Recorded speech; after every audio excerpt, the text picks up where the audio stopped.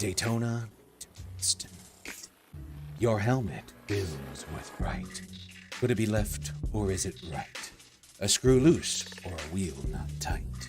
A cold draft is drawing near, 1,000 horses with nowhere to steer. A sound far too loud to hear. An asphalt dream all mortals fear. The hunt in paddocks, but just you wait.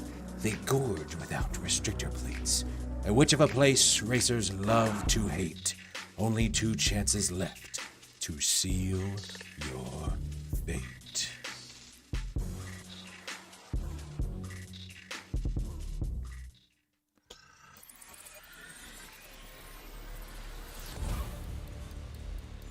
We are live on Twitch, Facebook, and YouTube for the DayTERROR 250 from the virtual Daytona International Speedway.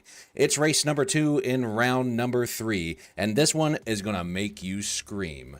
We're here on hallowed ground of Daytona, our final super speedway event, taking us to one step closer to putting 2 more drivers and their championship hopes in the grave.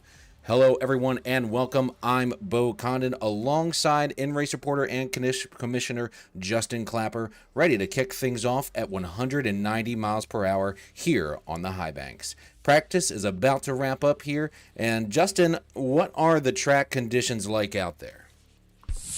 Well, I've been able to run very minimum laps so far in this session, but the feedback I'm getting from other drivers is a little bit of a loose condition like we fight normally in this Xfinity car, but this package is sucking up very, very well. A lot better than the Cup package we ran earlier this season. Drivers seem to be really happy with the handling of these cars, and my biggest thing that I'm looking at is as we get into the night, we're starting right now in the sunset. Nice, eerie feel for this Halloween-themed event, but with that being said, will the track conditions cause any effect in that, and cooler temperatures? Will speeds change, and could that affect the aerodynamics of these race cars? We'll have to wait and see, and I'm looking forward to finding out myself behind the wheel of 63 machine again. And if you pay close attention to our pit crew, we got ourselves a little bit of a skeleton crew, if you catch my drift. I am picking up what you're laying down in the graveyard there, son. We're actually following along now with Cameron Henn and Tony Burleson, who are essentially your teammates here tonight with Champion Motorsports. And I hear that we're going to jump in live with those guys as you guys do a mock race run here shortly. Yeah, absolutely. I'll have to go ahead and communicate with those guys here right now, and we'll get down to pit road. Sounds like a plan. I will follow along when you guys get out there on the track together. For now, we're just going to kind of go over a few of tonight's specialties. This is Daytona. We've been here a few times already this season, but this is the first time in the Xfinity machines. And right now they're putting down some blistering hot laps. A lot of guys going out and drafting together. You see some work being done now here with 2 of the championship Motorsport drivers, as well as Seth Gadjadoris. You actually see Champion pull down onto pit road now, and they're going to get together to put one last drafting group out there on track with 5 minutes left in the session. I also want to talk about one driver who has returned here this evening. That is Reed Foley. He's become essentially our super speedway ringer. He hasn't been with us now for quite the while. He's just been, he's a busy freaking guy out there producing all of his awesome music that we love to hear. But he is back behind the wheel, and he's going to get to the front at some point, I can assure you, ladies and gentlemen. Trust on that. We do have 2 events left this season, or 3 events left this season before we crown a champion. And actually, it looks like right now I can see our group of Champion Motorsport drivers out there ready to go onto the track. Ready for you, Bo, whenever you're ready, my man. I am going to jump into the Champion Motorsports chat, and I'll listen to you guys kind of do your thing. All right, so what we're going to listen for, ladies and gentlemen, is essentially them communicating. You see Roger Diebold, one of our other championship drivers, going out there with this group. We'll see how they communicate as they go up through the gears and go onto the track and draft together. Yeah, absolutely, Bo. We got a little orchestrated lineup right here with Cameron out front, myself in the middle, and see Roger D-Ball behind me, but Tony Burleson is going to be our caboose and pusher of this group. We're going to ride the top for a couple laps, boys. Just to get a feel for the side draft here. Is the voice of Cameron Henn in the 5 there, leading and being the conductor of this drafting group. You can see the 38 gets a little loose there.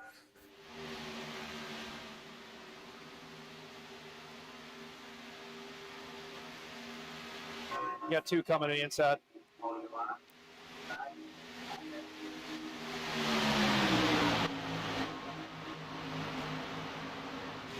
I'm all good.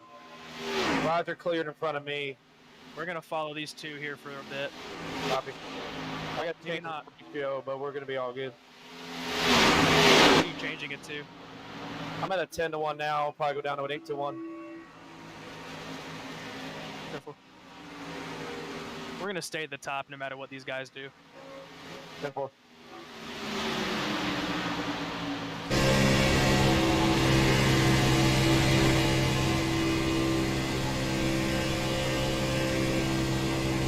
right, bottom.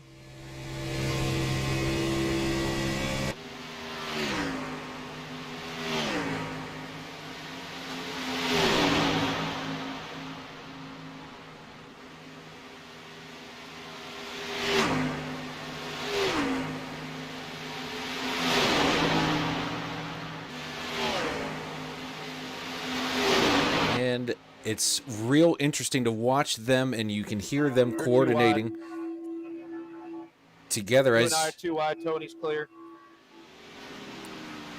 see, when they get side by side with other cars, it can easily get tough out there to Things communicate extremely loose on entry. Yeah, I'm feeling that too. as they break down It's the not cars. like that in traffic, but as soon as you get behind somebody, it just destroys it.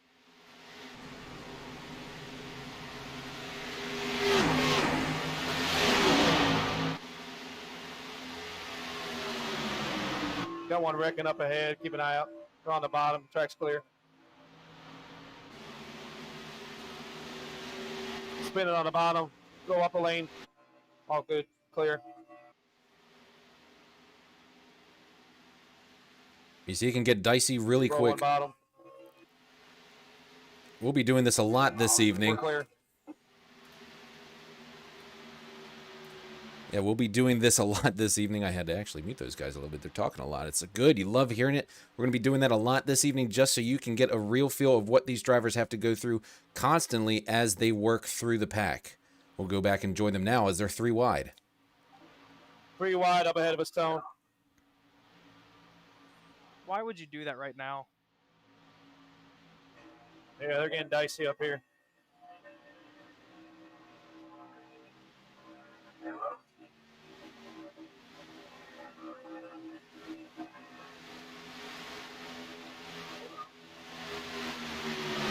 This 10-1's really not as bad as I thought it was going to be. I think I just had to get used to it.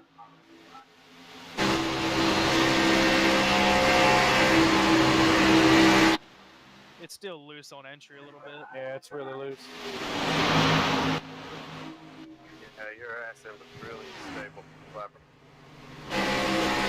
Yeah, I'm following Cameron's lead. That's the problem. We're both doing the same thing right now.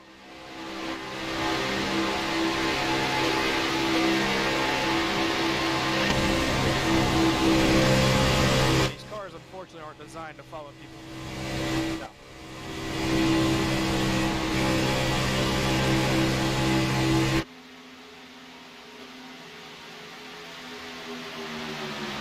Tell you, it can just get kind of mesmerizing watching these guys work, and you hear how much communication they have to do just in order to do a run through the practice session. This isn't even race conditions, and already the focus is locked in on all of these drivers as our practice session comes to an end.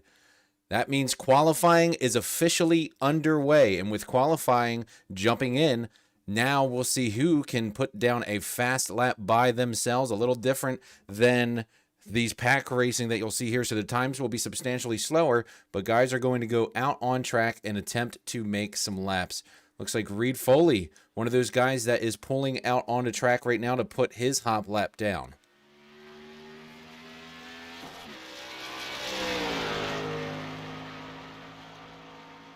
Reed Foley again returning. He won a few months back at Talladega Super Speedway, and he's got the job done a couple times this season. A little loose there on exit.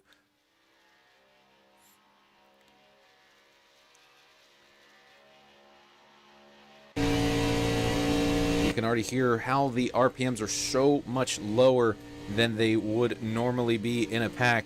And for that reason, when you get out alone, you are not going to be able to catch up to groups. You're going to get blown by, usually about a 15-mile-per-hour difference. That could be over a second a lap out on these big high banks.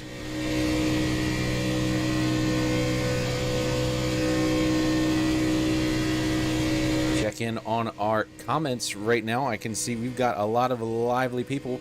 Got people rooting for the 9 of Josh Kohner. Got some Tommy Allen Jr. love back again for another week. And then, of course, we got Dennis of the Creek Crew in there, and that number 52 jumping in as well. Evening, sir.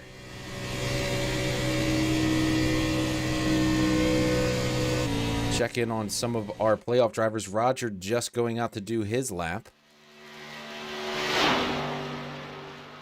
Ryan Zunk also out there. Looks like he's at speed.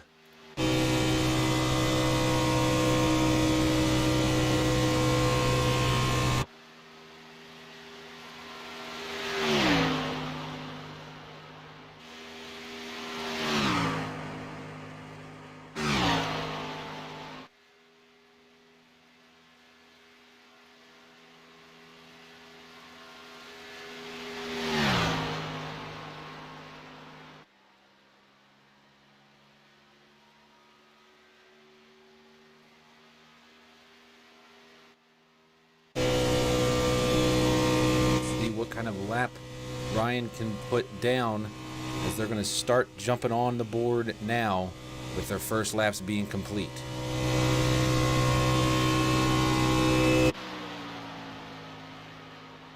Chase Leahy also on track.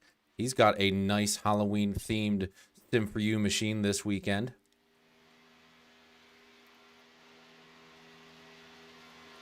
He will be our TLC Thundercam driver once again this evening, so look for that.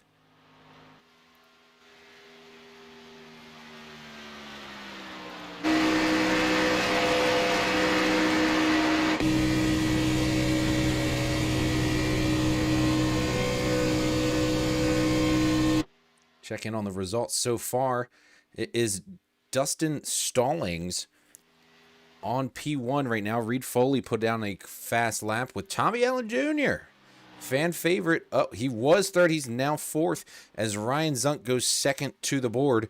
Jacob Walker in the 12, followed by Robert Walton, and Josh Kohner running the 24 this evening. May have made a number change. Yes, that's what I am getting right now from Race Control. It is Caleb Roach in that number 9 now, as there's been a number swap. So good for those guys. Nice to see Caleb running the 9 in his first Thunderclap Stock Car Invitational event. So far, only 11 guys have put their laps down. Let's check in on another one of our playoff drivers. Actually, it's Roger Diebold still out on the track. Looks like he just completed his lap.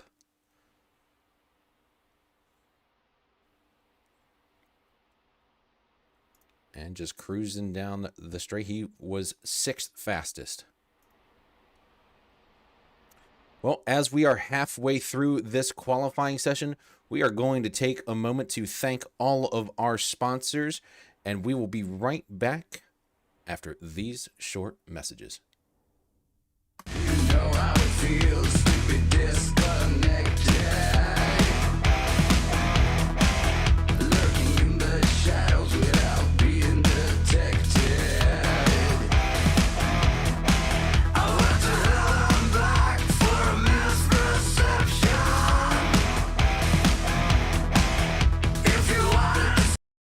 Hey, Bob Carr here with TLC. Now's the time to get your landscape lighting system tuned up for the summer months. You're gonna have people over your house. You wanna have your home, your back deck, back patio, around your swimming pool, all your landscape lighting tuned up and ready. Give us a call here at the office, 410-721-2342. We'll be glad to get that scheduled for you.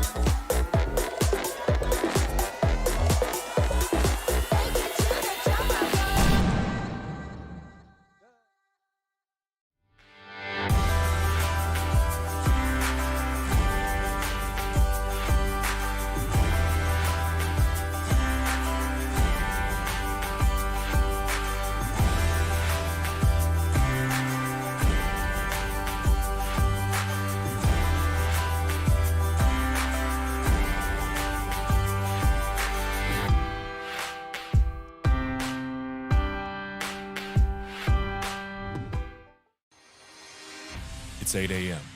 Your car's engine is already hot. Now it's time to look the part.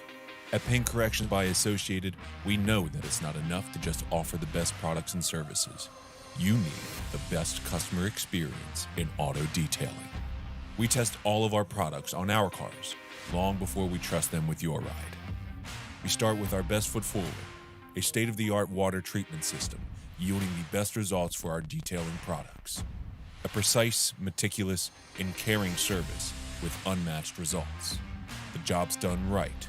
Your car's not like new. It's so much more. Paint Correction by Associated. Call today to schedule your appointment. Cars aren't just our passion. They're our career.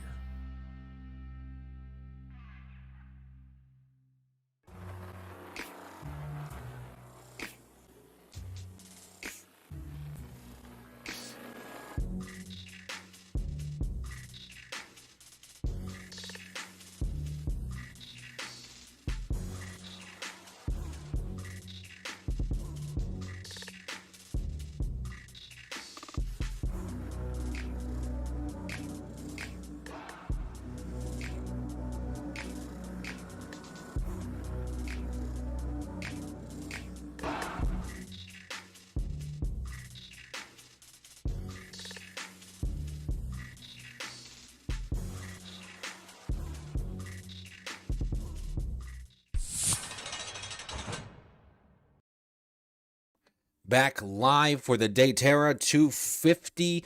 This is round 3, race number 2 in the Thunderclap Stock Car Invitational. Let's take a look at our qualifying order as things go far. Seth Gadjadoris surprising with a very fast lap. Jumps Dustin Stallings, who was looking to be the pole sitter. Only a few seconds left in this qualifying session. Right now, you've got Steven Lachinsky out there on the track finishing his laps. Actually, he's getting ready to start his lap. He may be opting to not run a Q lap and lay at the back. That's what it looks like he may be doing there.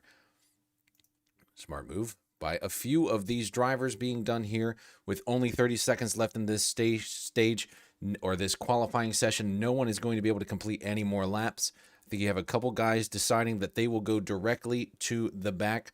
Not a terrible play. So as this qualifying session comes to a close, we will get ready to fire the engines with a command from all of our sponsors. Good evening, everyone, and welcome to Das Beer Hall in Parkville, Maryland, home of the famous $5 liter crush. I'm here to wish everyone a safe and fun race. Now, drivers, start your engines!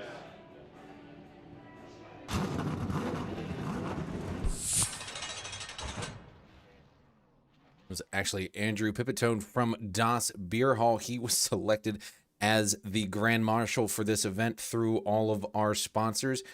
And we thank Das Beer Hall for everything they've done this season and look forward to TLC jumping back on board next week as the premier sponsor of the Dover event and the virtual Dover, Delaware. Well, ladies and gentlemen, it's time to grid them up, so let's see who's starting where.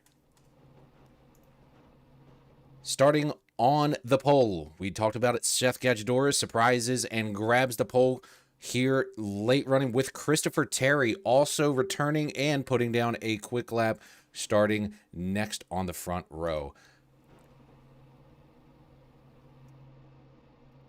And row number 2, you do have Dustin Stallings and Ryan Zunk, one of our playoff championship hopefuls still in this thing.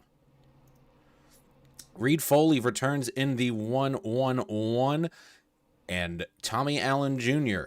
there in the 88, a fan favorite, ready to hit the high banks and see if he can't lock himself in to the postseason. Roger Diebold, our points leader-ish. He needs to lock himself in, though, into that championship for tonight. Could be the day he does it, starting alongside Michael Grant in the 904. Top 10 fills out with Jacob Walker in the 12 alongside Robert Walton. Always fun to watch in the 66. Row 6, you'll see Chase Leahy, our TLC Thundercam driver, alongside Josh Koner in the 24. Number switch for him. He was 9. Now he is in the number 24. Matt Cherry in the 54, back again to see if he can continue his winning ways, alongside David Hall in the 57. And that will conclude the amount of guys that qualified, but there are plenty other drivers in this field. Noteful no qualified laps: Tyler Truex, David Burns, Matt Garrett, Steven Shriek, I believe that was, and Justin Clapper. A few of basically everybody in that Champion Motorsports group did not decide to put down a Q lap. I think you'll see them lay at the back early in this. All of those drivers racing for a win, not for points. Interesting, though, that Tyler Truex would opt to not get up there and race and put a qualifying laps down and get some stage points if he needs to point his way in. Lights are off on the pace car. Let's jump in and listen to what some of these drivers are saying in Champion Motorsports. Actually, looks like Roger Diebold, do we have you in here by chance? Oh, yes, sir. Oh, beautiful thing. I'll just talk to you. Roger, what are you thinking about as we get ready to go green here? Man, I don't know. Just gonna try to make it all the way to the end of the race. These ones are wild cards. Well, you have a beautiful 38 machine this week, really in that Halloween spirit. I know it's going to be a fright out there, but there's one thing you got to do tonight, sir, and that is survive. So we'll be following along. Yeah, this is actually the paint scheme that the driver that I picked for in the Xfinity Series, Josh Williams. This is actually his paint scheme, so I thought I'd give him a little shout out there. I like it. Green flag is out. Go on, get after it, son, and we'll follow along all evening. Yes, sir. Thank you.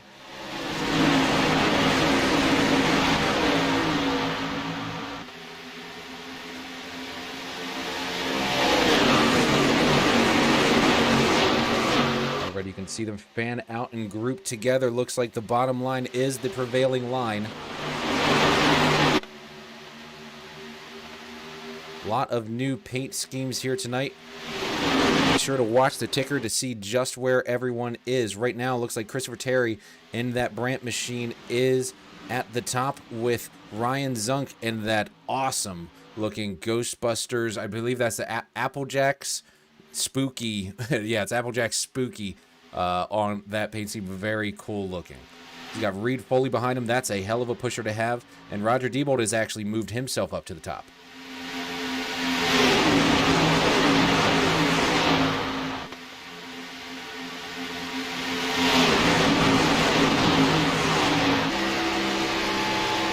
Is what it looks like in the center of his racetrack right now.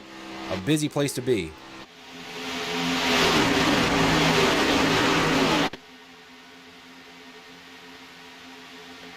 See Tommy Allen Jr. down there on the bottom pushing the 42 of Dustin Stallings. He's running a blue paint scheme this evening, so look out for that as you watch him move through the field.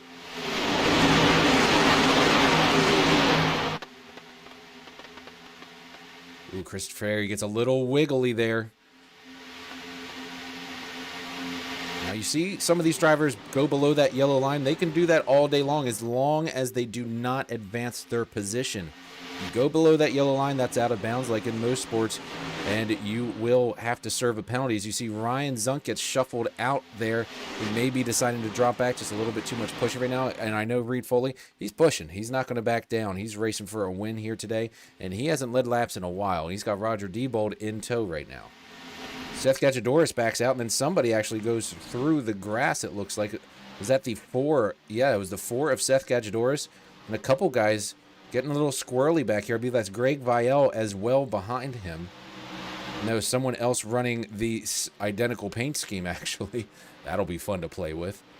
The 4 backs out, but everybody else seems to be going along fine. That kind of did spread us out a little bit, but here's that Champion Motorsports team we were talking about earlier. They are all together going to just try and ride around this track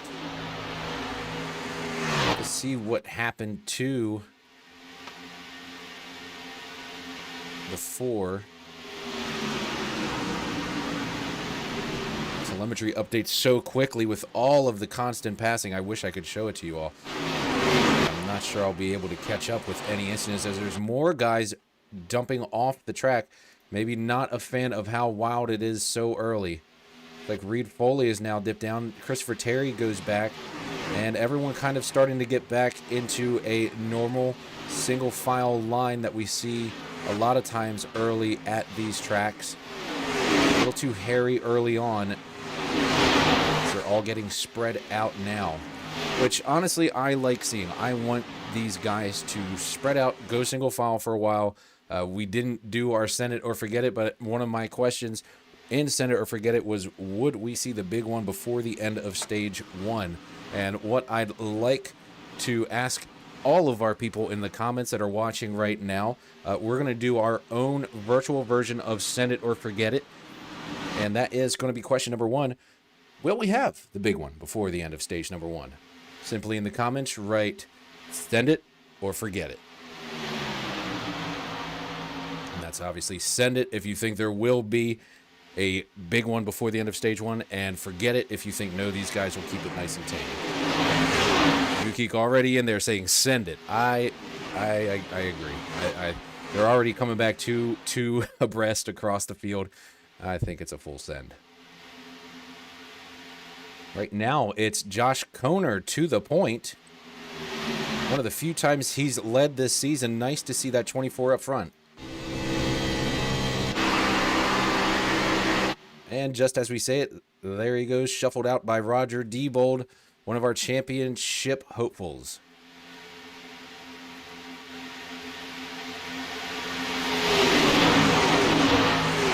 One driver you do not see in the lineup here tonight is Ryan Truex in the 40. He locked himself in last week, which essentially allowed him to miss this event. He has made the required number of events, and him being a very busy guy, perfectly okay for him to miss this one. He has a lot of real life racing stuff going on for sure, but he will race his way into the championship 4.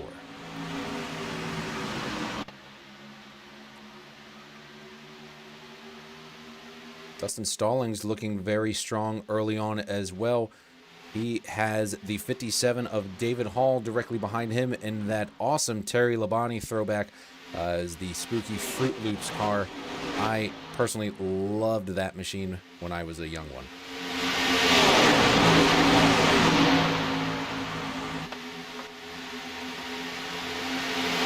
Here said, it's Daytona, send it. She's right. But Transport Hauler says forget it, and so does MB Myers 210. You know, we're kind of got a split group here. Ooh, there is actually a caution out on the track. Oh, it looks like Matt Cherry and David Hall ran into each other. go back and take a look at exactly what happened. Oh, you can see right there, David Hall. We were just following along with him, and there they go. Looks like it was him and the 23 of Ryan Zunk getting together. And take a nice wide look at that at half speed. So they're coming off the corner together. And it looks like the 57 just barely scrapes the apron. And when you do that, it gets your car all types of loose. He tries to back out, but the 54 and the 23 had no time to react. Ooh, the 23 is lucky he didn't get clipped there, because that certainly would have sent him flying. Significant damage for the 54 and the 57, but it looks like Zunk was able to escape with really only some rear end damage, which it's important, but it's not nearly as important if he gets those quarter panels shoved in or if he gets significant nose damage. It's going to affect the handling of that car, but it will not need a fast repair, which is a good thing here at Daytona. Rejoin him live. He is currently sitting in the 10th position. A little foul, but not a lot of harm. That will be our first caution of this evening, and we're halfway through stage number 1, 20 laps in this first stage. Then we'll go to lap 40 for stage number 2 with a total of 100 laps. Let's see if we have any takers on pit road. And Roger gives him the fakie. Comes right back out, but Reed Foley goes in and brings a few others with him. You can see these guys coming down pit lane now. Looks like the 42 of Dustin Stallings, one of those guys that came down. We'll give you a look at the pit stops as they come in.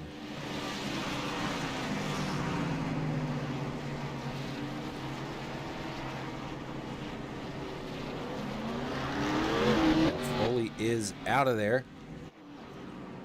And here are the rest of your guys exiting pit road. Tyler Truex, one of our playoff drivers, comes in. Greg Vielle, looks like Seth Gadgedoris and Christopher Terry getting some damage fixed from that early incident that had them go below the apron. And the 63 and the 79 and 5 look like they also came in. It may have been a Champion Motorsports designed pit stop. But through all that, does not look like the 23 came in to fix any of that damage. You can actually already see some damage on the 34. Chase Leahy, that is our PLC Thundercam driver. Let's see if we can't get our Thundercam ready to rock here.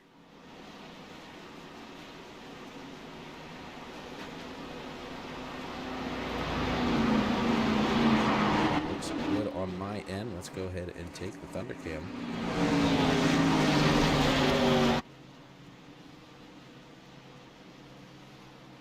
There it is. Chase Leahy currently rolling down. Thank you to TLC Incorporated for providing our TLC Thundercam. We'll be sure to check in with Chase Leahy throughout the day on our Thundercam reporting and watching his hands do all the work. He's just doing the hand cam this week. You'll see them working a lot. You don't think you have to use your hands a lot at a track like this, but you do, as it does not feel good when you're in the middle of the pack.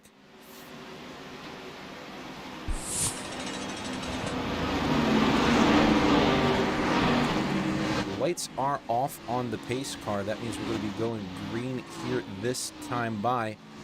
I think there's a few things to watch on this restart.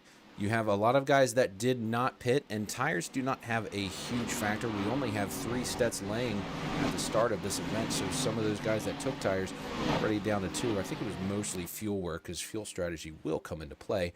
But I think you need to watch for these guys that have a little bit of damage, did not come down pit road, how they handle the other guys that were essentially all leading this race earlier, coming back through the field, because they're going to be pushing, they're going to want to get up there. There's only 9 to go in this stage, and if you're someone like Ryan Zunk, you've already done the hard work by staying out and declaring you're going to get some stage points.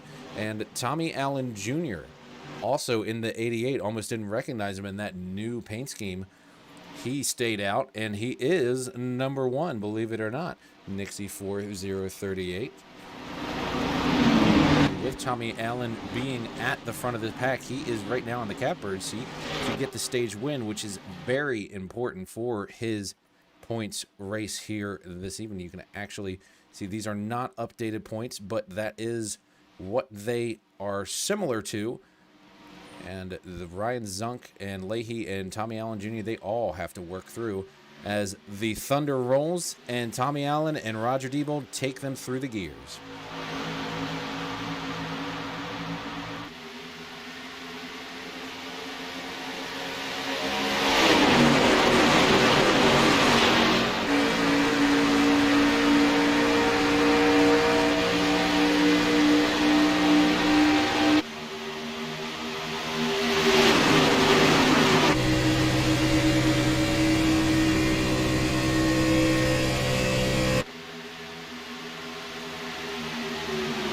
Big block by the 38 on Chase Leahy. Goes all the way from the top down to the bottom. And Tommy Allen Jr.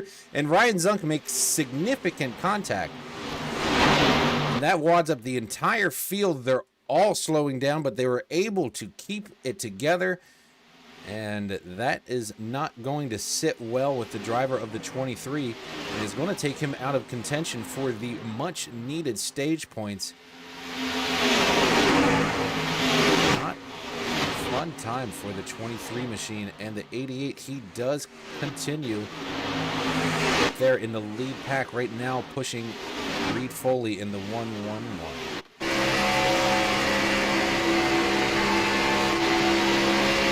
That's just how close they're pushing. Our camera literally went under the bumper of Reed Foley's Vineyard Vines 111.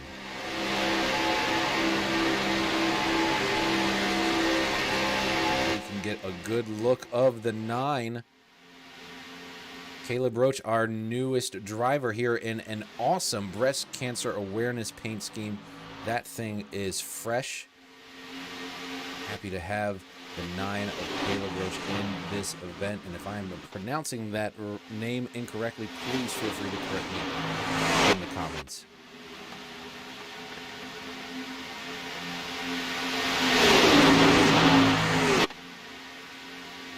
Let's hop over to our Thundercam real quick and check up on Chase Leahy, who is pushing Roger Diebold.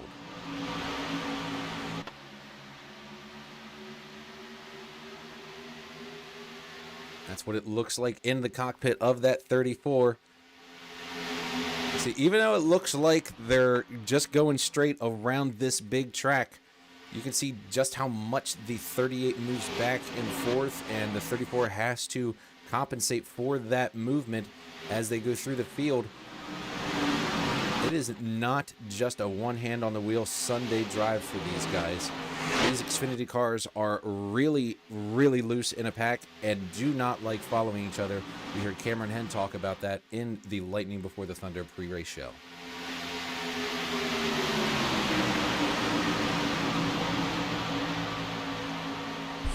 Please join our boys live. Getting a little squirrely there as 111 got a little loose, and that has held our lead pack up. But boy, these boys are slicing and dicing. Creating 3 lanes here with Josh Koner up on top. Christopher Terry bringing up the caboose of that group.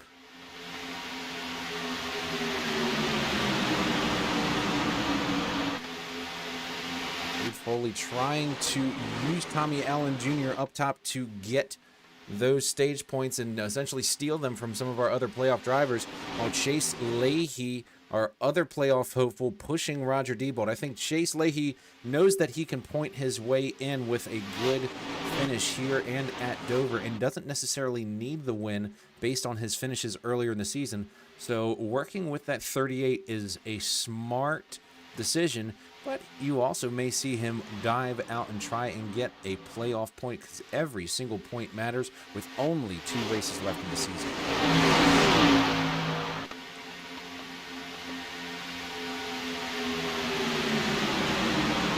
Reed Foley with a major block comes down in front of the 38 of Roger Diebold.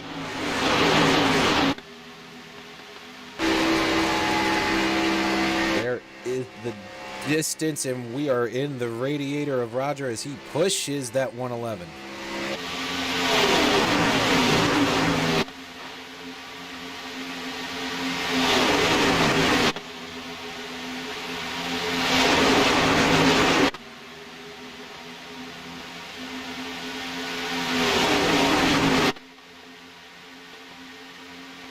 starting to lose that high line as Tommy Allen Jr. does not have the help he needs. This is going to hurt his playoff chances, but they're starting to reorganize again.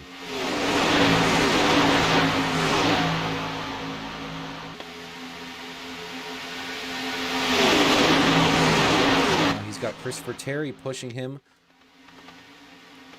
I believe that's the 89 of Cole Gadgedoris in a throwback Jeff Gordon Bugs Bunny paint scheme that I believe was ran at Richmond back when we did the Chevy Rock and Roll 400. Chase Leahy jumps up to the top. So remember what I said about him maybe pushing Roger. Now I think he knows that Reed Foley and the 38 are working together and he wants a stage win. Wow. Caleb Roach almost lost it there, getting a hefty push from the 12. And now, Chase Leahy, your point man. The outside line is really nice and together. As Dustin Stallings in the 42 kind of falls back. Oh, super loose. The 34 and the 88 get together. Oh, contact with Christopher Terry. Caleb Roach is hit. He saves it. Awesome save by the 9 of Caleb Roach. He will rejoin the track. He might not get the stage points here, but he did not damage his car, and that has broken all these guys up. Chase Leahy, he's going to want to get down right now and block the run of the 88. I'm not sure if he's going to trust that 88 behind him anymore. A new group trying to be made up top with Dustin Stallings. And now Tommy Allen jumps out, trying to say, who will come with me? Right now, nobody.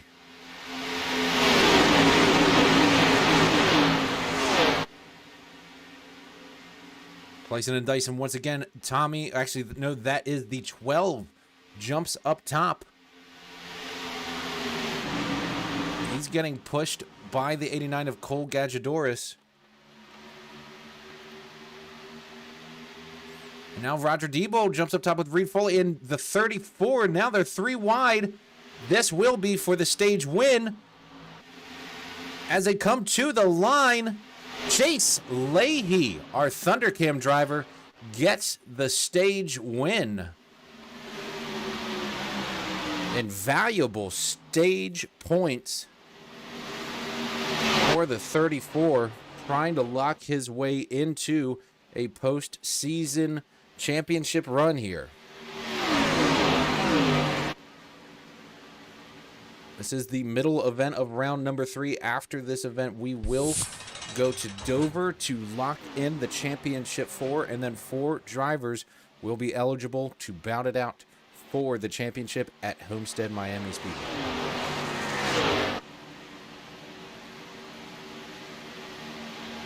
Here are your results. These are unofficial results for stage number 1, as we will have to check the cameras for all of these positions as they update. As you see right there, they update naturally and do not stop at our stages. So we'll go back to the cameras after the event and make sure. But that is roughly your top 10 for stage number 1. Chase Leahy, Tommy Allen Jr., and Roger Diebold getting valuable stage points. But some of our other championship drivers not there for it. As all the cars will begin to catch up, they will go down pit road. Let's see if we can't listen in on a little bit of strategy from Champion Motorsports. Hey, pit road's open. What do you want to do? You're leading me. What is everybody else doing?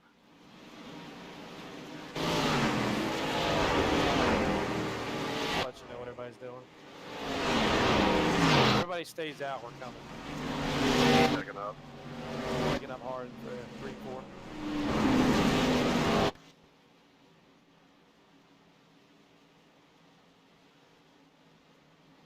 So far, everybody's staying out.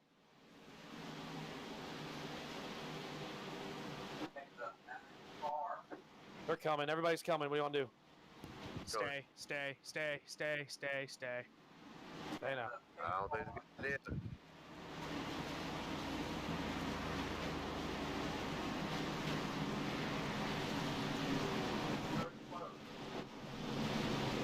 And you heard it there from those guys. They decided to stay out rather than go down pit lane. Playing some strategy there as Roger Diebold wins the battle off pit road. And Caleb Roach was one of those other cars fast off of pit lane. They all jockey for position now. Interesting, the majority of the field did come down pit road, so all of Champion Motorsports deciding that they're going to switch things up here. That is the 5 of Cameron Henn and the CHD, or I'm sorry, the locked down machine. The 79 of Tony Burleson in the CHD Cameron Henn Designs machine. And Justin Clapper as well. He is in the 63 Red Con 1 machine. They will be your lead 3. And we'll see if we can't jump in and get a taste of their strategy here. Champion Motorsports, it's Bo up in the booth. You got me, guys? Yes, sir. Loud and clear, my man. All right, so the election wants to stay out here. We loved listening into the decision-making process. What went into that decision? I think it was a little bit of a discussion we've had throughout the week of what we wanted to do with these stages and splitting them up, and kind of just trying to save that fast repair, you know, being able to get up here right now and see what we can do amongst everybody else. And if it gets a little too dicey, we know we can drop to the back again and then go back right where we were. So we're good on fuel. I'm about 10 laps to the good to make it to the end of this stage. So I think that had a lot of factor into this decision. Well, sounds good. We can see that you started all the way back in 27th, and now you're sitting P1 with your boys. It's a good feeling to have. We'll be watching you guys as you go up through the gears and following along through the rest of the race. So don't be cussing on this intercom, man. 10-4, my man. All right, thanks, guys. We'll see if we have a little bit of time to jump in as well with Roger Diebold. He has his own little group of guys.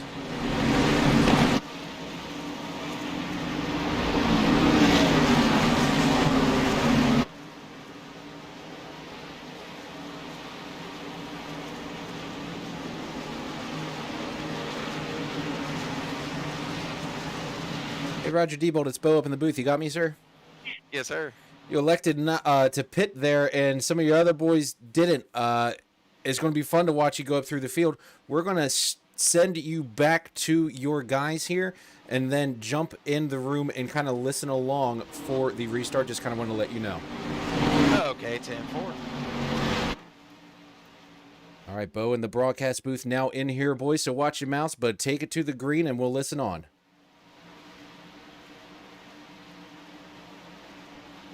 What?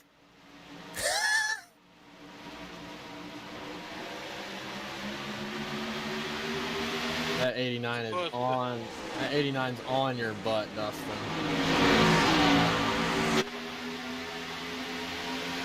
Figured he would be. The bottom line's not. It didn't look like it was moving there.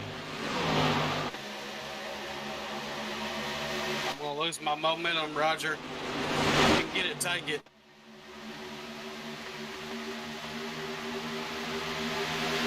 '26 is like holding everybody up here on the top.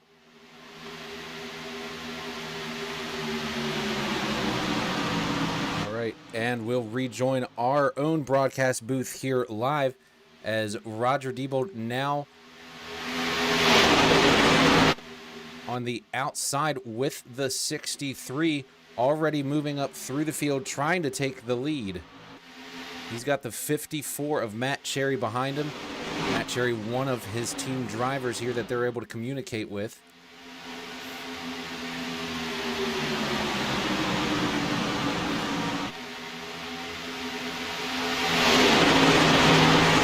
Champion Motorsports and hear what they have to say is they are all linked up.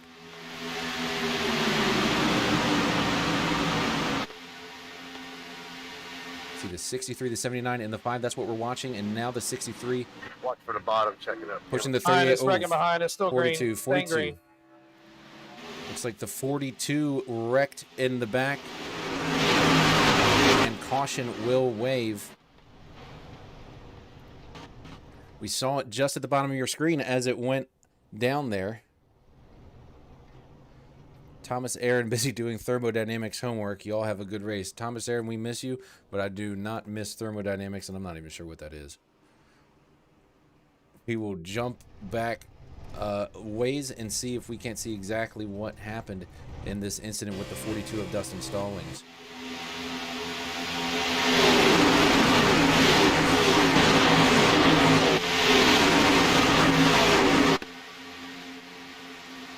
Ooh. Makes serious contact with the 55 of Dave Burns, and ooh, actually the 55 almost goes over. Significant contact for the 55. We'll right along and see just how hard of a hit that was. Almost goes over. You can see him working the wheel as it starts to roll. See, they're 3 wide there, and the 42 gets loose, trying to overcorrect the 55 coming down, and then the ride is on from there. I would be shocked if both of these guys aren't using their fast repair. Those are heavy, heavy hits, and it looks like the 55 did indeed use his fast repair.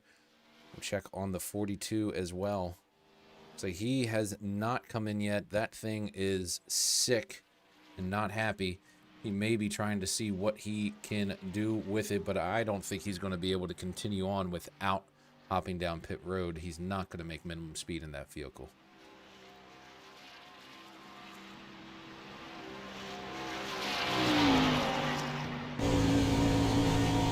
You can hear how unhappy that baby is.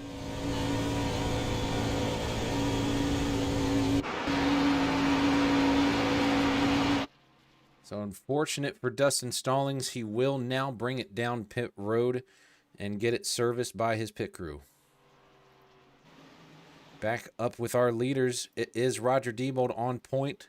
You got the 63 of Justin Clapper behind him, and you've got essentially 2 different radio channels together on this one. Got the 38, the 54, the 99, the 57, and I believe the 88 all working together. And then you have Champion Motorsports, who we've been following since the beginning of this event.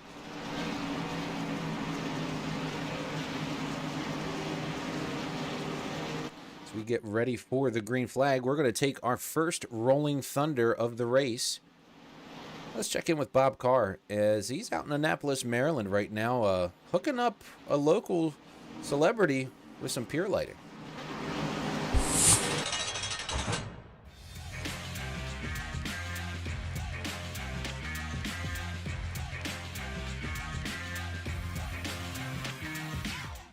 Hey, Bob Carr here with TLC. We're on a project today in Annapolis, Maryland, illuminating a pier for a client. They want to have some illumination so they can walk out here at night. And so passing boats, don't be a liability. People are coming in with boats. They don't know the area. Sometimes not as safe as the rest of us would like them to be. Specifically on a pier, dangerous. You're out here at night, you don't have the proper illumination. You might have folks that are not supposed to be at your pier at night. If you have illuminated, you can see them, and they can see when they come back in. When we're doing a pier job, there's a lot of drilling that goes in, so you don't see any of the wiring. So we cross drill 3 or 4 times, and then when we clean all that up, we pull the wire cabling back, all the wire disappears, and then we fill the post back. So with these new Bluetooth fixtures that we're installing behind us, all you see is the light at night, fixture during the day, which is really key to a beautiful job. So for all your outdoor lighting needs, give us a call at the office at 410-721-2342.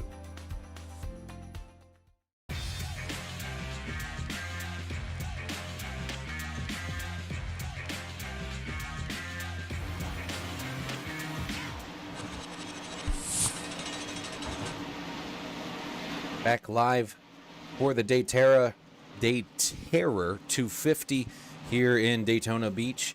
About to take the green flag 9 laps into the second stage. Roger Diebold is your leader with Justin Clapper along the side of him. We got team orders in play here. A couple playoff drivers trying to work together, and then a couple guys just out here trying to get the win You can see Chase Leahy and Ryan Zunk back there holding out the top 10 as well. And Tommy Allen Jr. has been having himself a fun evening so far. Let's see what the boys can do as the Thunder gets ready to roll again here in stage number 2.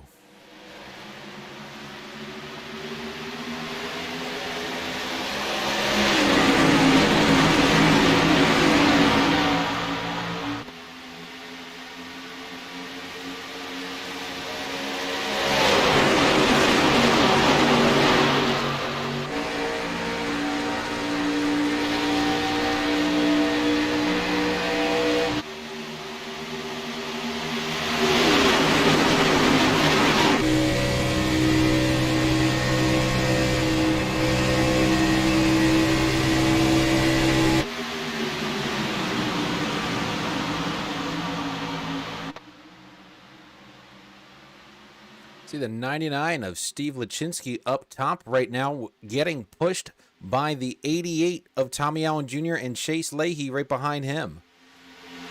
The top line is where it's at, and they are showing that bottom line how to do it. A little bit of a blink happening with, I believe that maybe the 12 of Jake Walker. Hopefully that will sort itself out and he won't have to be black flagged by race control. That is a sketchy thing to deal with. Reed Foley following him when those cars start blinking in and out. Now Tommy Allen Jr. down to the bottom. He goes and gets a big push by Roger Diebold. They start to break away in a kind of their own tandem. And it's the 88, Tommy Allen Jr. to the front. Vukik loves to see it. Oh, and caution is out. Actually, they're wrecking in the back. Looks like the 42 of Dustin Stallings involved again. We'll take a peek back at what took place.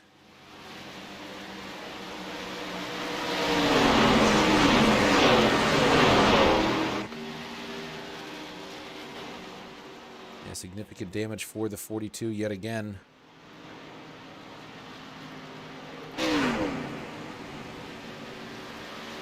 Jump back 30 seconds and take a look. He's already spinning at this point in the replay.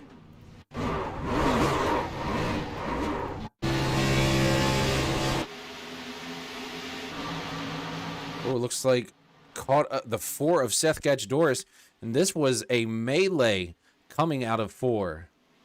57 of David Hall involved as well. Looks like he was at the beginning of that with the 4 of Seth Gadjadoris. See how it got started. Ooh, looks like it actually starts with the 99 of Steve Lachinsky getting backed up.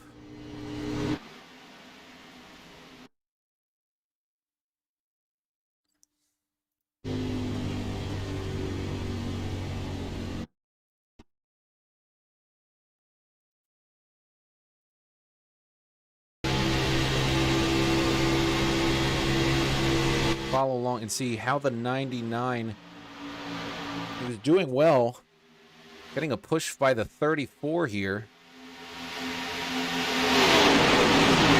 He went down this backstretch. Looks like Chase Leahy was trying to get him 3 wide, and then he did. And at that point, the 99 up against a wall. Looks like he was actually impacted by the blinking vehicle of the 12, and it was on from there.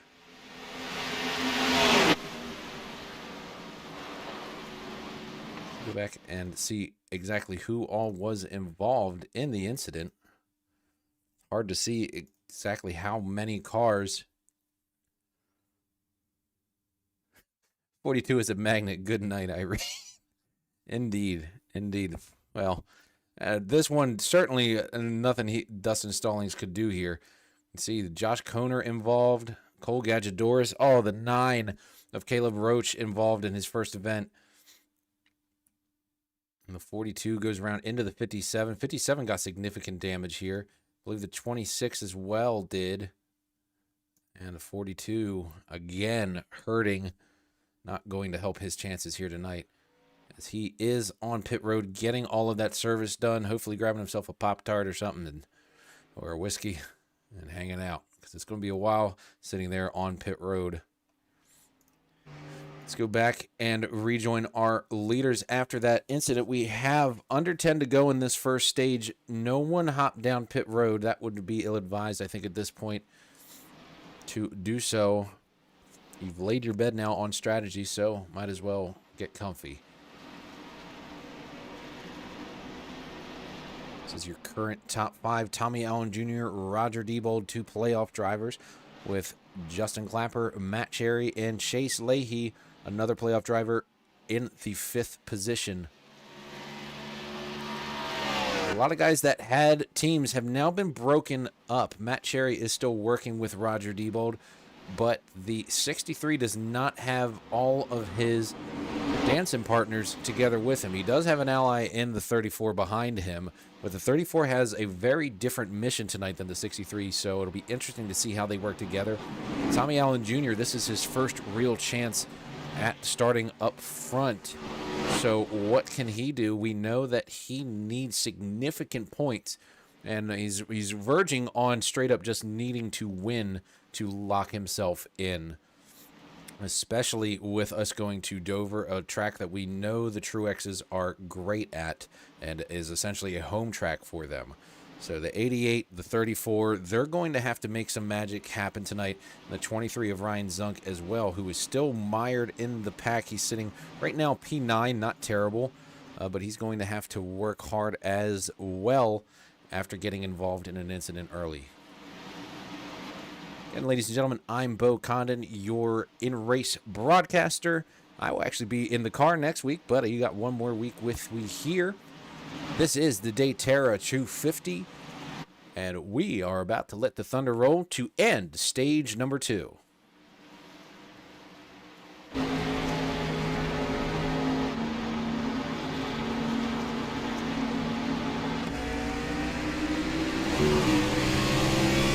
The 88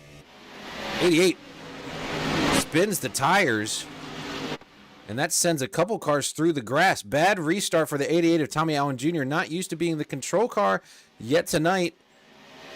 Blows it on the restart, and now it is a mad scramble from the back. I didn't get to see who went into the grass. Jump back real quick and see who it was. Oh, looks like it's Reed Foley in the 111 that got pushed into the grass. He did collect himself. Will rejoin the pack live. Right now, your leader is the 38 of Roger Diebold as they come down turn number 4. This will be 5 laps to go here in stage number 2.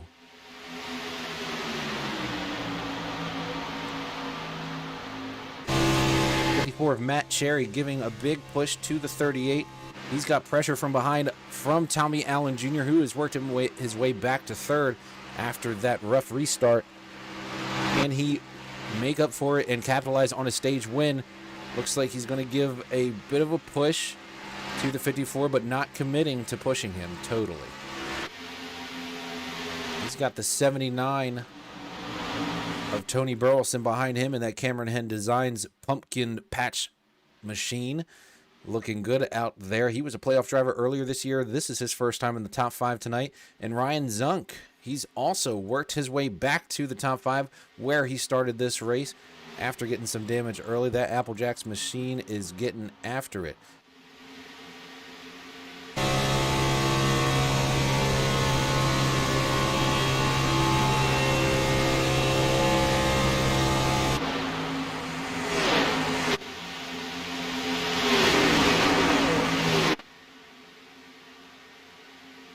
Get a real sense of the speed when you look down that straight shot. Everybody's kind of just all over the place right now. Not a lot of uniformity out there. As now, of course, the second I say that, they start getting uniform as they think it's time to go. Tommy Allen Jr. jumps out to the outside, and they kind of jack up from there. He does have another Tyler Truex Racing teammate behind him. That's the 7 of Matt Garrett up front for the first time today as well.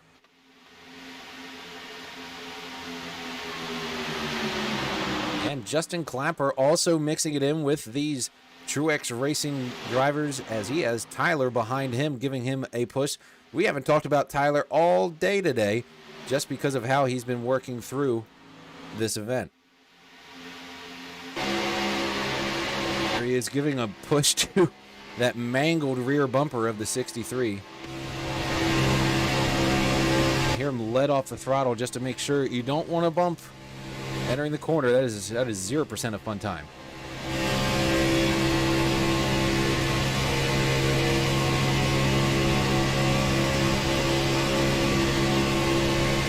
Thank you, Tammy Kelly, for the praise, and Vuki for all of your wonderful commentary. We appreciate seeing the comment sections just absolutely abuzz this evening.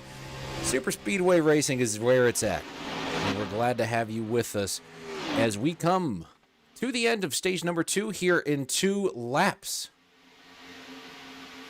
Right now, Tommy Allen Jr. has worked his way back to the front. Ooh, Matt Garrett gets hyper loose there, trying to push the 88, which did work. Knowing that the 88 needs to win a stage, he puts the 88 in front, and the 88 is getting a whole mouthful of the 38 of Roger Diebold. They come through the tri-oval. 1 lap to go here in stage number 2. Business hasn't only picked up, it's done thrown itself across the room.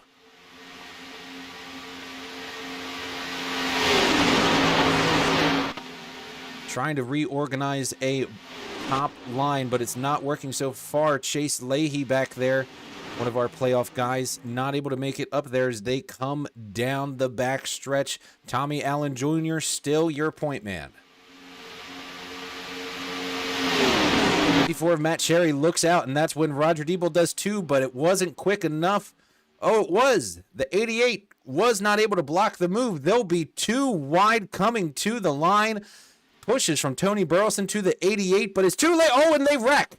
The whole field wrecks behind them, and it was Roger Diebold winning stage number 1 as there is melee here at the end of stage number 2.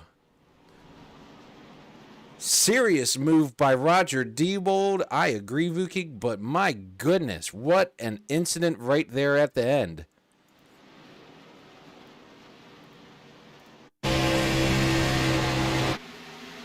Is what it looked like in real time.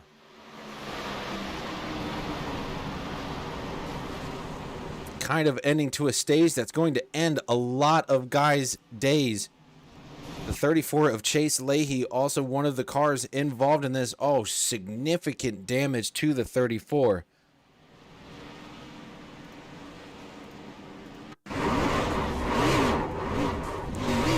Go back and check his replay. See what he saw through the cockpit.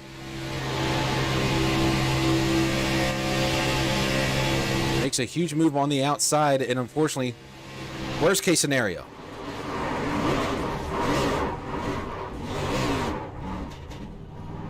'63 also with significant damage in this one.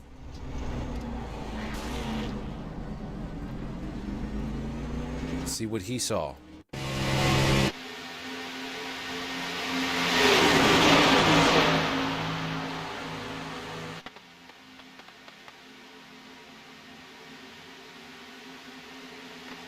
Right there in the middle, there's just no way to avoid it at that point. Ryan Zunk involved.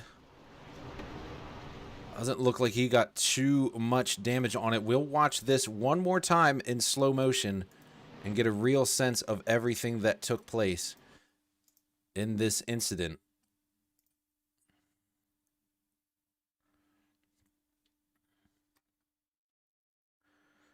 As they came off the turn, it was essentially just a bit of a cut down. It was the 23 trying to make a move with the 79. They got together, and that's what sent everybody up the wall. The 63's turning over, the 54 with him. Great shots by our camera crew. You see the 34 there. Tons of damage for these guys.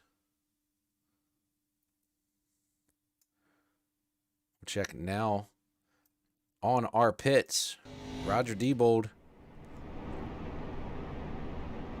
has taken her down pit road.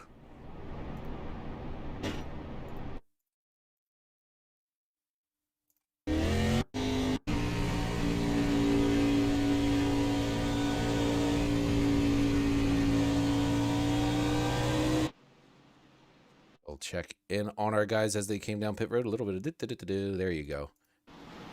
These are all the guys as they went down pit road, and this will be how they come out. A little bit of a delay catching our pit lanes because we were trying to get all those replays to you of that insane incident. You see the 23 there getting significant work done. His pit stop took a very long time. He did eventually come off. Looks like Chase Leahy used his fast repair. And you see guys like Josh Koner had to sit for a very long time. Looks like Tony Burleson used his fast repair as well. Christopher Terry sat for a while. A lot of drivers involved in this incident. You see some of our other guys coming in for a second time. There's Ryan Zunk actually back on pit road. Fixed a little bit more of that damage. He may be saving his fast repair for later. Not the worst move ever. Rejoin our leader, Roger Diebold, and see if we can't get a quick word with him. Roger Diebold, it's Bo up in the booth. You got me, sir. Hello. Hi. Now, sir, you... Oh, here you... Oh, I'm muted in here. That's why. Roger Diebold, it's Bo up in the booth. You got me, sir. Yeah. Yes. My bad. I was muted there. All right, so that was a hell of a move. How did you organize that with Matt Cherry with just a little bit to go there at the end of stage number 2? Yeah, well, it didn't work exactly as planned, but we got the same result. I said, hey, I'm going, 3, 2, 1, I'm pulling out now. And we pulled out, and he said, oh, my damage is holding me back. You're on your own. And I was like, oh, okay, I guess I'll do it by myself. So, we tried. I love working with him. He's a real good drafting partner. So we'll try to get it done here. Sounds like a plan, sir. We'll send you back to your team. Good job on that stage win, Mr. Champion Contender.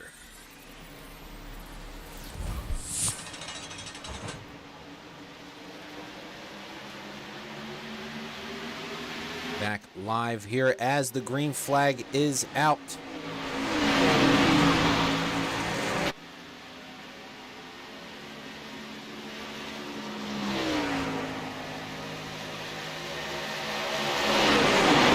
Kind of a sloppy restart and a hard interview for you guys. Sorry if you had a video playing in the background. That was a glitch on our end as we had to unmute ourselves on driver channels. Tommy Allen Jr. now pushing the 38. As Roger said, the move wasn't exactly supposed to go down that way.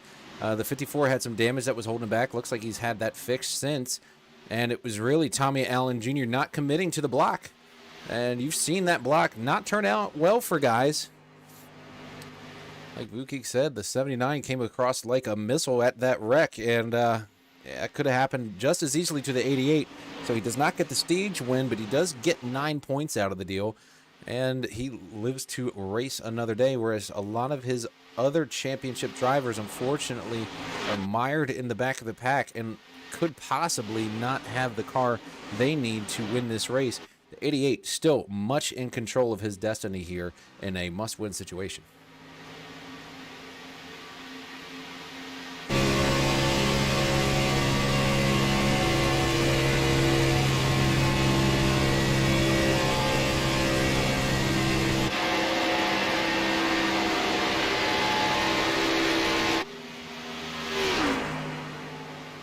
Mess of cars at this point, essentially going single file. We've gotten all the stage points that we'll award tonight, so why not just ride around? Never mind, they're not riding around. Look at them, they're already jumping out of place. I would ride around right now and kind of get some things figured out for the end of this thing. We aren't even halfway there, and the action has already been insane. God is on the 88 side tonight. We'll see. We will see. He's got the car where it needs to be right now. Catbird seat, as they would call it. As they kind of settle themselves down, we'll take you through the field and check in on some of our playoff drivers, where they stand now after this last big one at the end of stage number 2. Roger Diebold is your leader. He has been up front for most of the day. Some strategy has worked out for him so far, and working with Matt Cherry. Tommy Allen Jr., we've just been talking about him and what he needs to get done tonight and how he's doing it. Matt Cherry, that's one of those guys that is helping the 38, and looks like they got their damage fixed, maybe used their fast repair. After being involved in that humongous incident earlier, I would have. 57 of David Hall, one of those other guys that was essentially out of this thing early on, used his fast repair, waited, and now he's sitting in the top 4. You see the 63 of Justin Clapper getting a lap right there. Christopher Terry in the 86. He's in the top 5 right now. A lot of guys that were involved in incidents earlier now enjoying the spoils of missing out on that big one. Steve Lachinsky, he started all the way back in 22nd. We saw him get involved in that first big wreck, and now he's 6th. Reed Foley, we talked about his return. He is in the 7th position, getting chased down right now by Tyler Truex, our guy who is essentially trying to lock himself in here this evening on points into the championship round. Have not really heard a lot of him out front, though, but is it all part of the strategy? He's kept that 69 clean. He's got Greg Vielle helping him, working with him behind him. And Robert Walton, too. That's another Tyler Truex Racing teammate that he has working behind him. Cole Gadget-Doris in that 89. Awesome Jeff Gordon throwback. Ryan Zunk in the 23. He is having himself a day. Up and down all over, but you can see that 23 is nice and clean now. He went down pit road a second time, made sure that he got all the kinks and the dinks worked out. And as Vukic says, that's Daytona, baby. You're just going to have to make it work. He's sitting in the 12th position right now. If these guys get side by side again, I'm sure he'll find his way to the front. Jeff Gadget-Doris in that cool-looking number 4. He's sitting in the 13th position. And Michael Grant following suit behind him. Michael Grant has been in the car for a while. Tony Burleson back there working with Chase Leahy, a playoff driver, not a chase driver. We don't do that anymore. And Chase Leahy and him trying to get themselves back up the field. Chase Leahy not able to capitalize on the stage points he wanted to tonight to lock himself into the championship round, hoping to keep himself away from a must-win situation at Dover. With Steven Chiric behind him in that trick-or-treat, very scary machine. We have to go back a ways to find the 5 of Cameron Henn. He is working with James Chiric in the 2 machine. They are just trying to catch back up to the pack in some injured machines. You can hear the RPM difference between them and some of the other guys in the pack. Matter of fact, let's take a second just to hear what that sounds like. Hear the octave change when we jump into Roger Diebold, our leader's car, getting pushed by Tommy Allen Jr.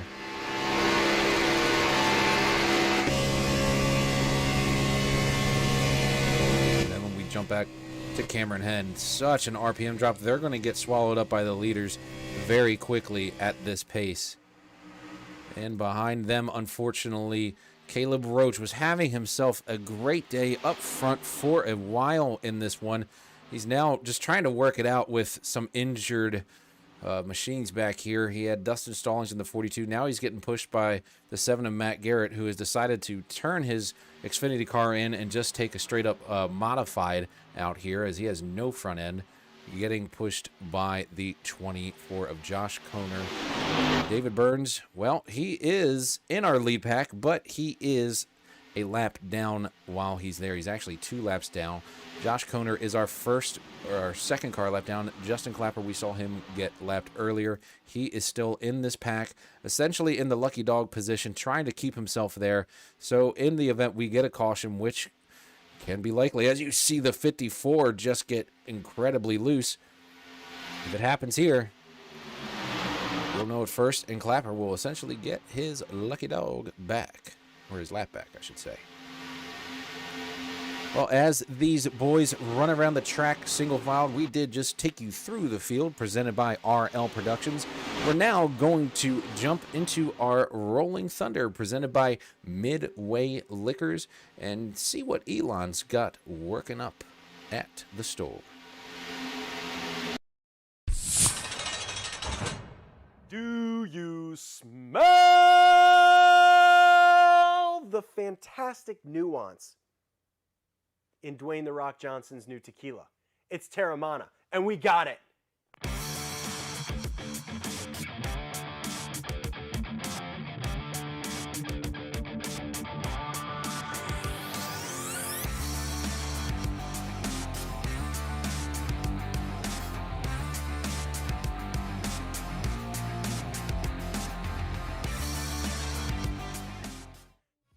You want to go one-on-one with the great one? We have the most electrifying tequila in the sports entertainment world. Terramana is a project spearheaded by Dwayne "The Rock" Johnson. And what they've done here is made a fantastic value-driven product that can be sipped on its own like high-end tequilas or enjoyed in a great cocktail.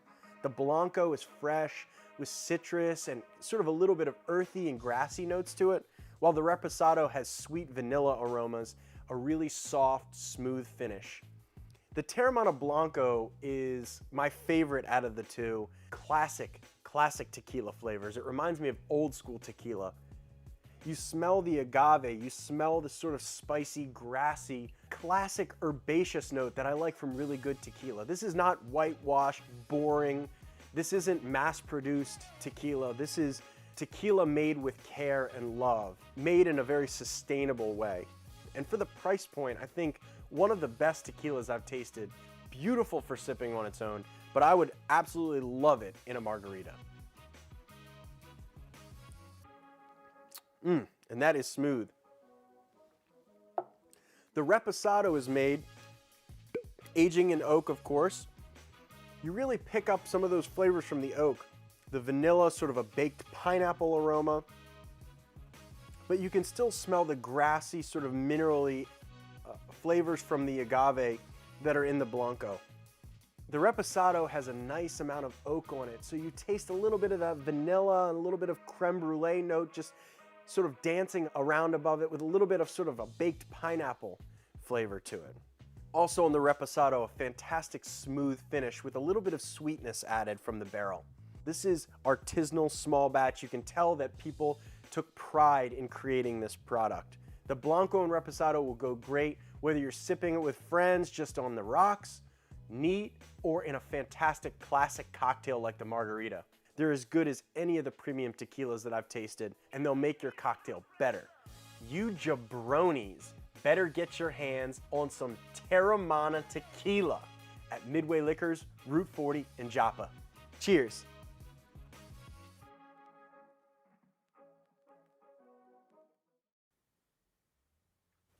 On the nose. Robert, I could use some help up front, please.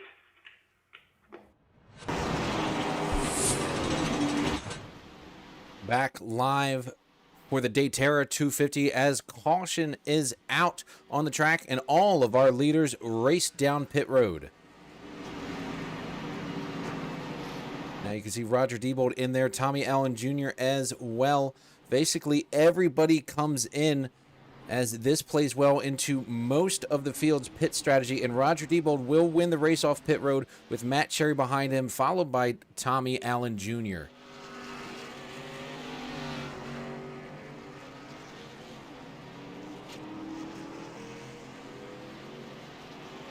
See a lot of cars now scrambling, some fixing damage, some getting tires.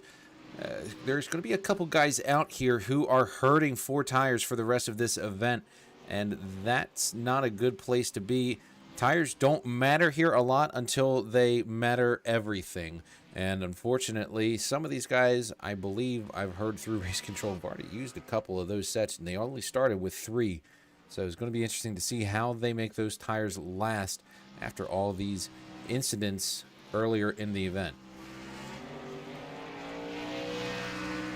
Check back with our lead pack here.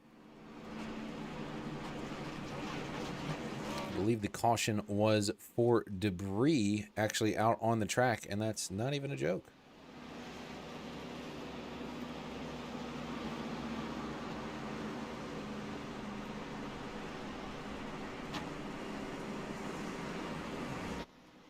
See if we can't get in touch with another one of our drivers this evening.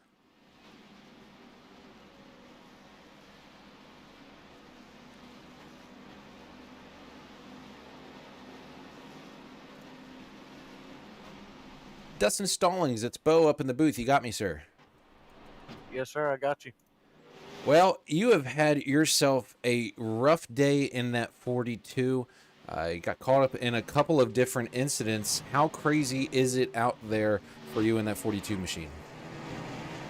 It's pretty intense, man. Especially early on. There's guys that's just pretty much have nothing to lose. They're trying to make it to the front, and it's insane. It's tough to navigate through, and it's just a ticking time bomb on trying to be where you need to be to avoid wrecks.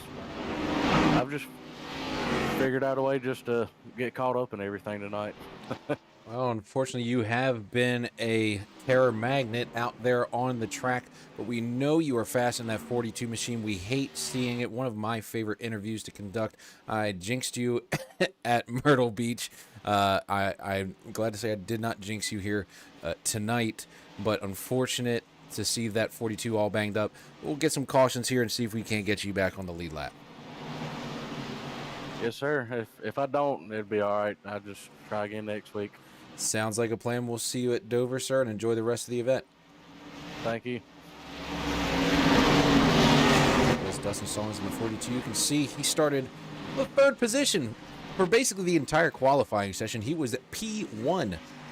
Lost it at the very last second, and now he's lost it all. But a lot of racing left. A little less than halfway remaining. Roger Debo is going to get us through the gears.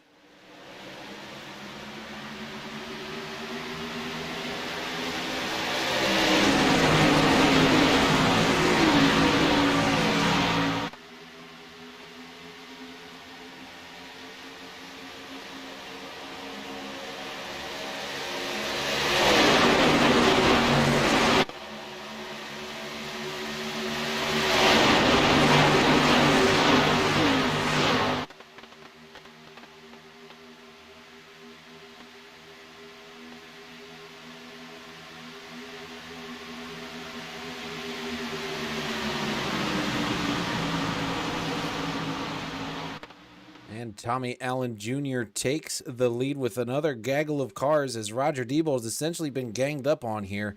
And don't look now, the 34 Thundercam machine, Sim for You Thundercam machine is in fourth place, giving a big old push to David Hall. It's amazing in iRacing. You can get involved in the big one, use your fast repair, and use it wisely, and find yourself fighting for the lead essentially 15-20 laps later.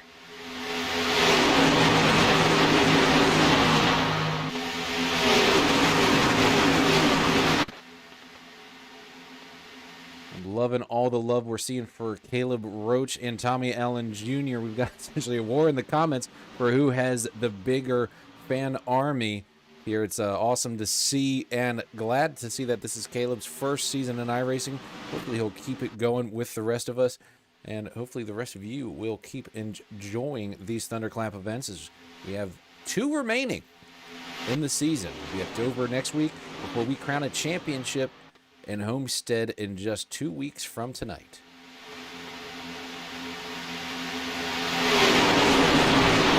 David Hall, your leader now. Someone scraped the wall up there. David Hall in the lead for the first time this evening. Let's see what it looks like from his rear view.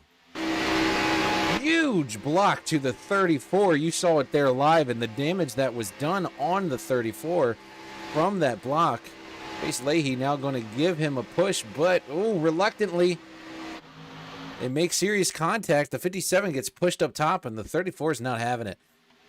Says, I got to go, bro. The 54 of Matt Cherry, super loose, saves it. Could have wrecked it at any point in time there, and they were 3 wide. That would have been another melee. Business has picked up. Did someone tell them that there was 10 to go because they're a liar?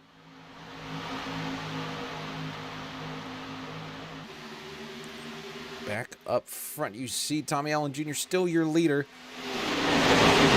And I am running out of breath. These guys are wearing me out And now all of a sudden, Cameron Henn, I mean, literally, we just got done talking about the fact that he was back there mired 30 seconds behind, 3,000 RPMs lower than the leader. He is currently in the 4th position, pushing Chase Leahy to the lead with Reed Foley in tow.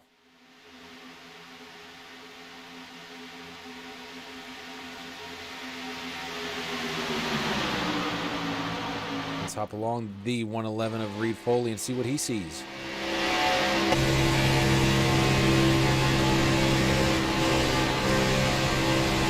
You hear him let out of the throttle. Some guys will tap the brakes and kind of ride that brake rather than letting out. I am the kind of guy that likes to let out of the throttle and feel it all in the pedal. Oh, and the 111 is going 3 wide. 63 started to follow and then decided to get back behind the 99. Ooh, they are not having a good time. Cameron Henn in the wall, and they're wrecking. The 111 goes around the top. Oh, 63's in it. Chase Leahy's in it again. Another incident with guys trying to... Oh, huge contact for the 4 and the 34 back towards the pack. And that's going to essentially end Chase Leahy's run here tonight. He's already used his fast repair. This is going to be insanely detrimental to his championship hopes. You see him riding along now in a very, very beat and battered 34. Hate to see it for Chase Leahy. He was one of my championship picks. And this will put him in an absolute must-win situation when we go to Dover. That 34 car will have to win the race to move on into the championship 4. Now, I say that now, but anything can change.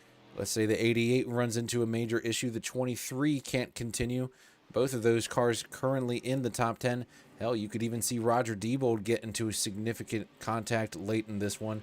And that also will give Chase Leahy a better shot, but this is going to hurt his chances significantly. Let's go back and see if we can't see how this all went down.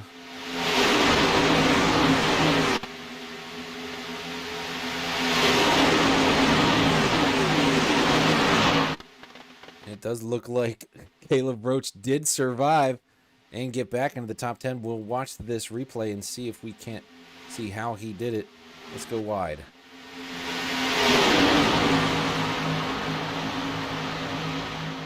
And we can see they were just not able to make the 3 wide work here.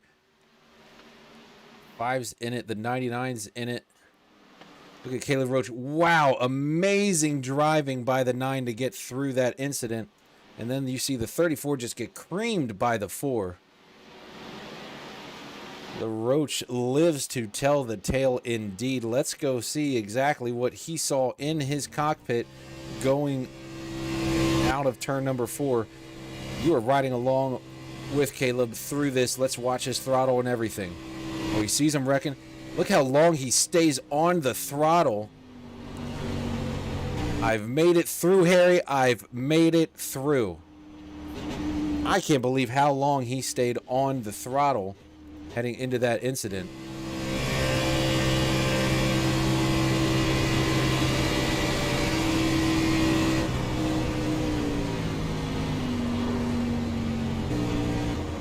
That has to be, I mean, the biggest miss of the season. That was a hell of a move by Caleb Roach in that number 9.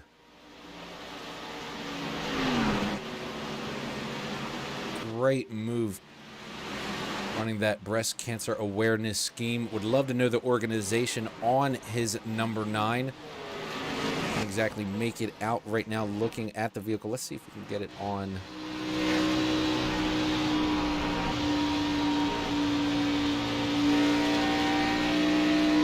Not totally able to make it out. Looks like he's paying memorial to a specific person.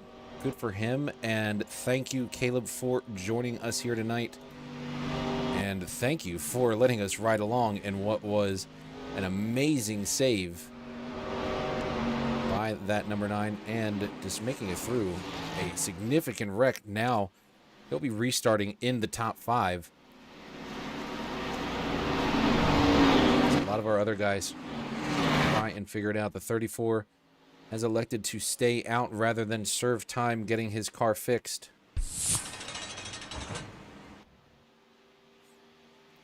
Sorry, I just realized we're still in the Thundercam. What an awesome look back at the number 9's incident there. I want to look at it one more time in full screen while we can. Here it is one more time in full screen.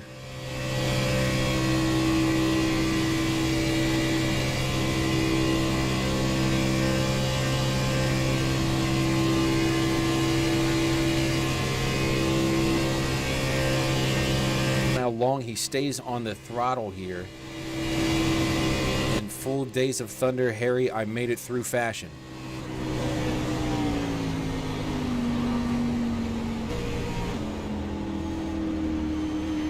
Awesome move by Caleb Roach.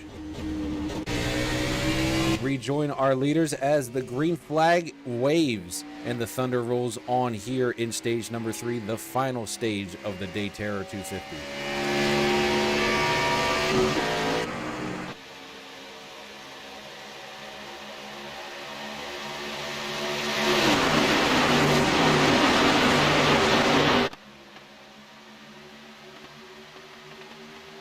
Tommy Allen Jr. right now, your leader, getting pushed by Ryan Zunk, who is back to the front. 3 playoff drivers occupying the top 3 positions. And looks like Caleb Roach, for now, holding his own there on the bottom. Has some damage that may be affecting how he can stay in this pack. But you just have to be there when the thing ends.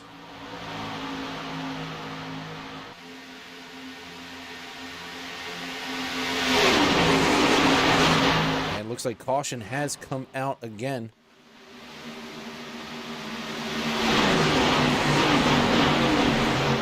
Have to see.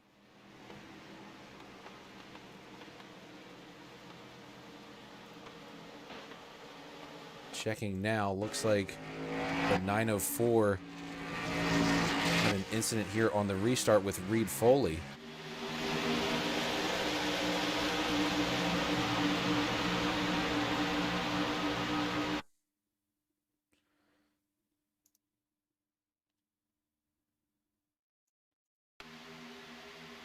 The 904 and the 111 apparently got into each other.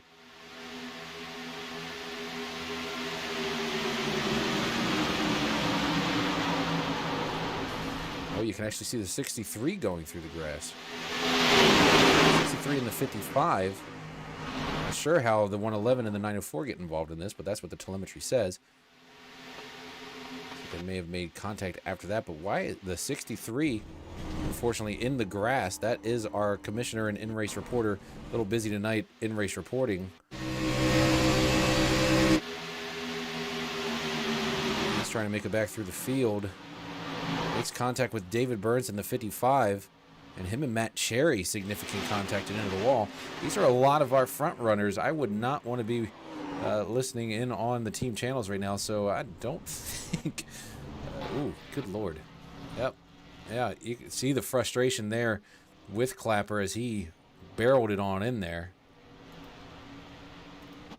Straight up not having a good time, as he would say.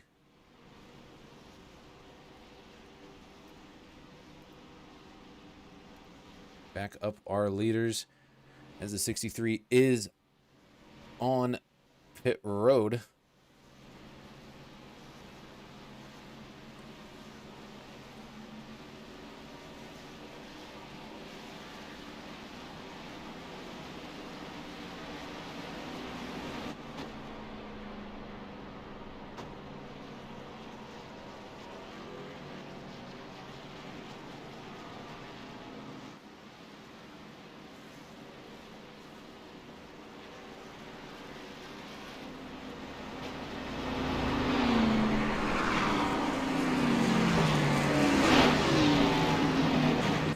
check in with some of our drivers. I'm just trying to listen in right now and see who I can talk to. Let's jump in with Champion Motorsports and see what they're saying.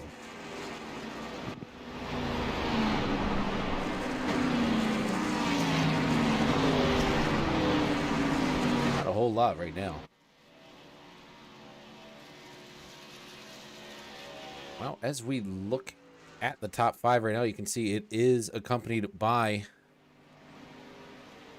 2 of our championship hopefuls, or 3 of them, I should say, and they're all in the top 3. David Hall looking to play spoiler with Cole Gadgedoris, but we have had all this Tommy Allen Jr. love the last couple races, and I got to tell you, comment section, it has made this man come to race. He had a bit of a lull in the mid-season during the summer months, and the man is back and trying to lock himself into the Final Four of these championship, for the Thunderclap series.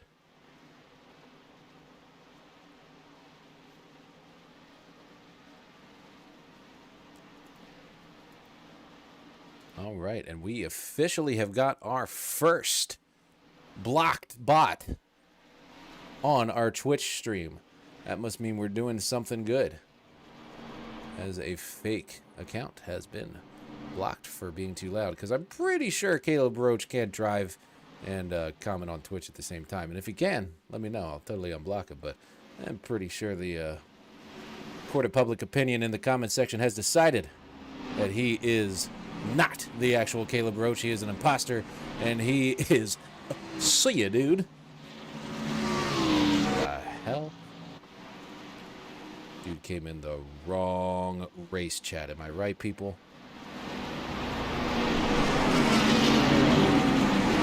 Lights are off on the pace car.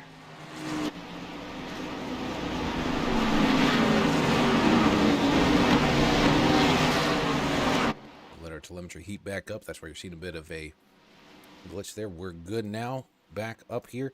Looks like Roger Diebold and Tommy Allen Jr. will be your point guys here. Will Ryan Zunk push the 88? Or will he jump up to Roger Diebold? Neither of these guys have their teammates behind them.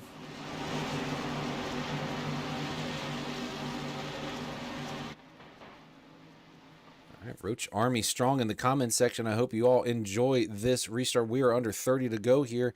And Tim Trepler, we will talk. I would love to have ourselves a last lap sponsorship. We had that earlier in the season, and we no longer have that sponsor. So it is up for grabs here in the last 2 races, as well as the rest of the season.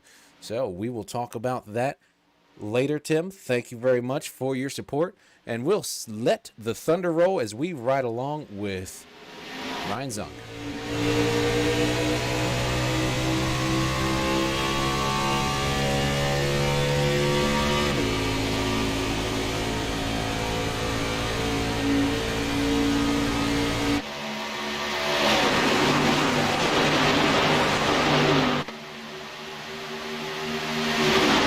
Ryan Zunk decided to push the 88. That was the plan. Both of these guys needing to get a W here tonight to lock themselves in. And they've been watching that 38 get all types of attention all season long. They want to play in winner's circle.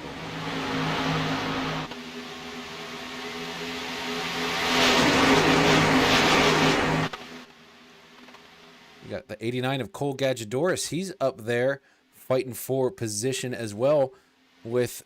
Believe it or not, oh no, I'm sorry, that is Robert Walton, the 66. He looked a lot like the 42 of Dustin Stallings. I was going to say, I must have lost my damn mind if he got himself back up there after using his fast repair. I would have had to sit on pit road quite some time.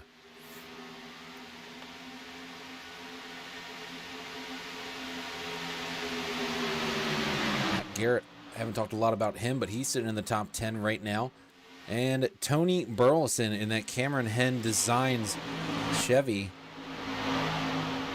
waited at the back most of the day, was supposed to work with Champion Motorsports, and now he is the one that has essentially stayed out of the most trouble, and he is fighting inside the top 10.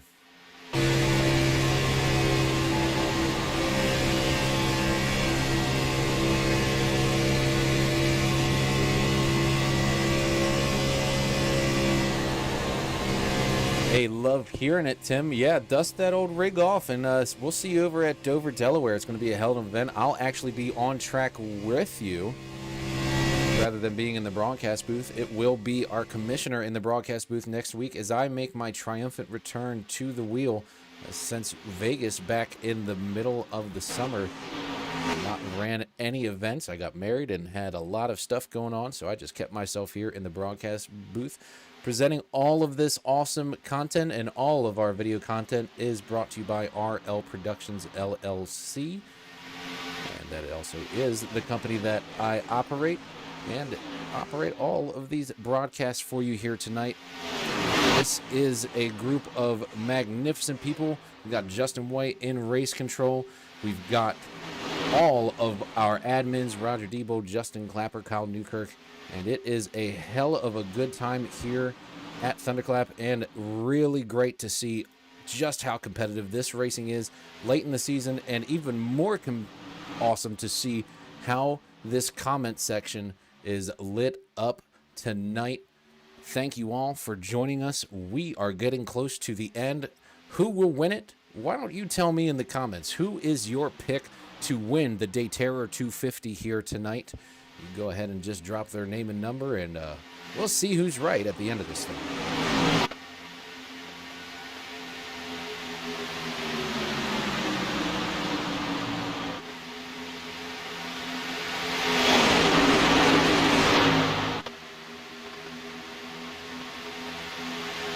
Allen Jr. still getting help from the 23 of Ryan Zunk. Oh, Roger Diebold had to get off the gas a little bit, and that held the 904 up. Things are getting interesting in these late laps.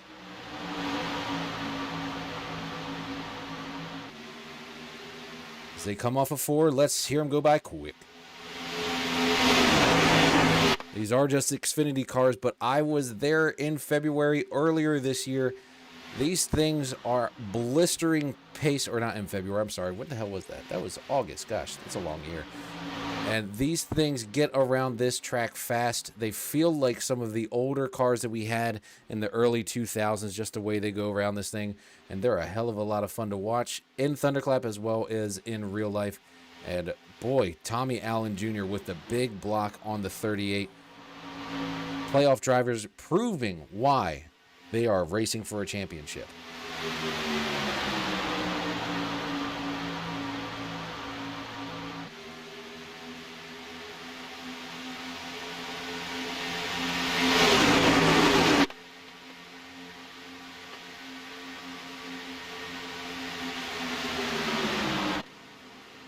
As they get ready, almost started to look like they were going to go 3 wide, but thought better of it. No one has been able to get around this 88 here for a while. I'm going to go out on a limb here and say that Dale Jarrett's not going to win, Jamie. He could, but I'm pretty sure he's not in this event. Oh, I see. It was Casey that said Dale Jarrett would win. You know what? Look, I'm picking your first answer. It's the 38. 38's going to win today. But not if the 88 has anything to say about it. He threw another big block on Roger Diebold. Now, is he going to come back down with Zunk, who was pushing him there for a while? He's not going to... Oh, he just squeezes in there, showing his super Speedway prowess. The 23 at this point has to be thinking, all right, I've seen a lot of blue for a while. Maybe I can clear this 38, get up top, and do some stuff myself. Roger Diebold really good at that side draft, though. Keeps it tight on the 23, keeps him hanging back. And the 88 is just doing a fantastic job of blocking both lanes, but not anymore as Cole Gadgedoris timed the bump draft perfectly and gives the 23 the bottom lane and the lead. Ryan Zunk to the front, one of your playoff drivers that desperately needs a win. Well, and just like that, he's back to third as Tommy Allen Jr. takes back the lead.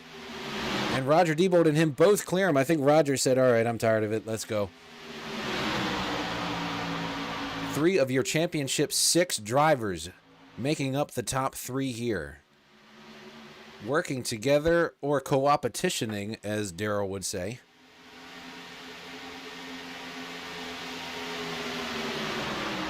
See Cameron Henn on the 5 down there at the bottom, not getting in anybody's way, unable to get the pace he needs. As they settle down here for a moment, it does look like the rumors are true.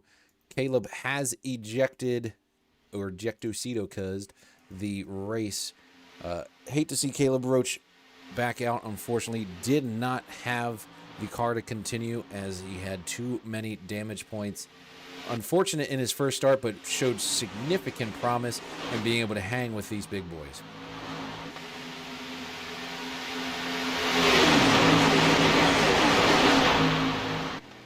.38 of Roger Diebold all over the back bumper of Tommy Allen Jr. Just how close is it? That close.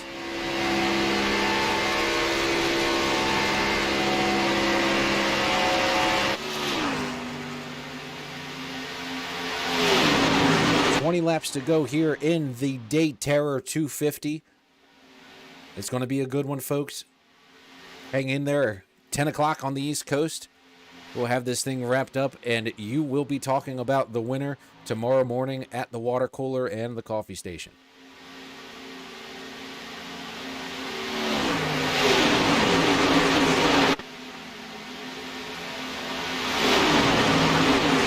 For all the praise in the comments as well. You can go back and watch any of our broadcasts from earlier in the season. Ooh, looks like somebody got a rye there. I wasn't sure who that was. It looks like they may have gathered it back up. I think it was the 111 of Reed Foley. Kind of what he did earlier, where he just backed out of the throttle because he got super loose, as the rest of the field has gone single file. Rather than taking a commercial break, we're going to go to our final Rolling Thunder of the evening to thank all of our sponsors. And while we're at it, think about who will be the first person to jump out first, as Iron Legacy just so wonderfully commented. This Rolling Thunder presented by RL Productions.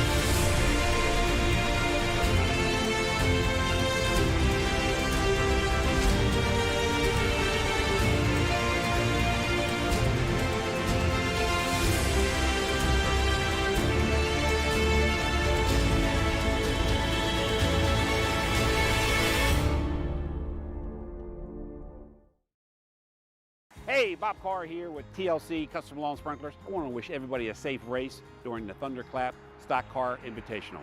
We provide custom automatic underground lawn sprinkler solutions to folks in Maryland, Northern Virginia, and the DC areas. Give us a call here at the office, 410-721-2342.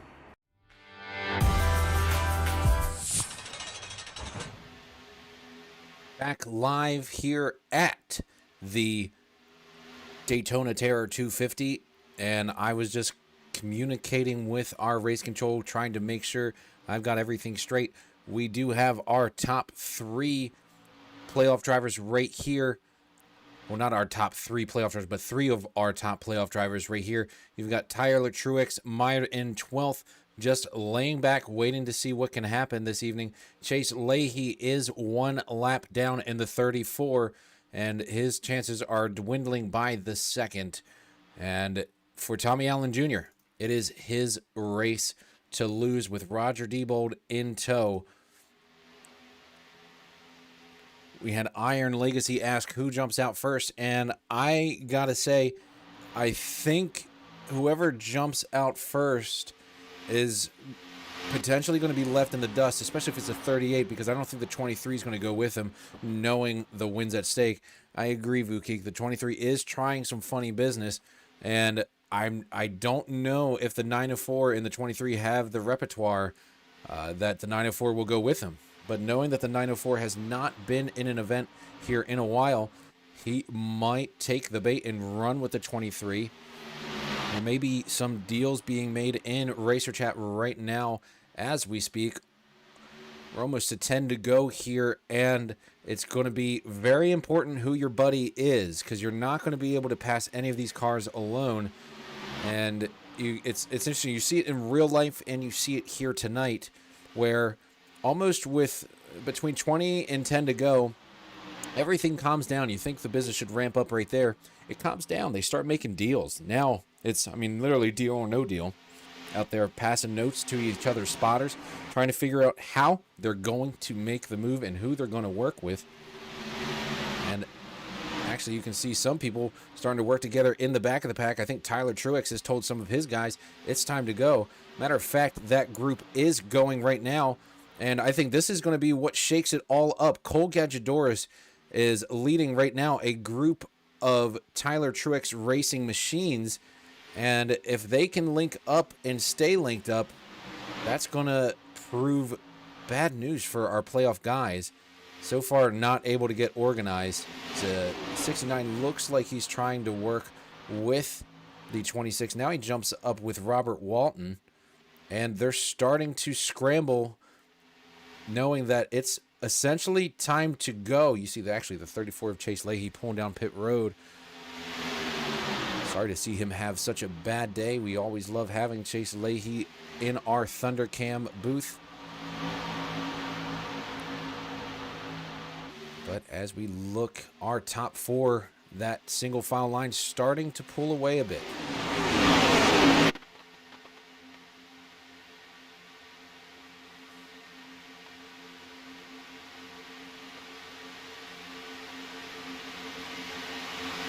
Group that Tyler Truex was putting together did not pan out. He's got Greg Vial. Actually, you know what? I'm going out on a limb here, guys. But if you followed all season, you know that Greg Vial, Matt Garrett, Robert Walton, they're all a part of that Tyler Truex racing machine. And they just put the 69 of Tyler Truex in front of that group. I think this was a choreographed move to get him up there to the front. They're going to start lining up when they say it's time to go. They're going to glue to each other's bumpers and go straight to the front. That's at least their plan. And I hope that the 38, the 88, and the 23's crew chief is communicating that movement, because that's going to be very important here in the next few laps. We'll have to follow along and see exactly when they do it. We're going to stay in this wide camera just so I can give you as much of a view of this lead pack, which has gotten bigger since these guys started moving around.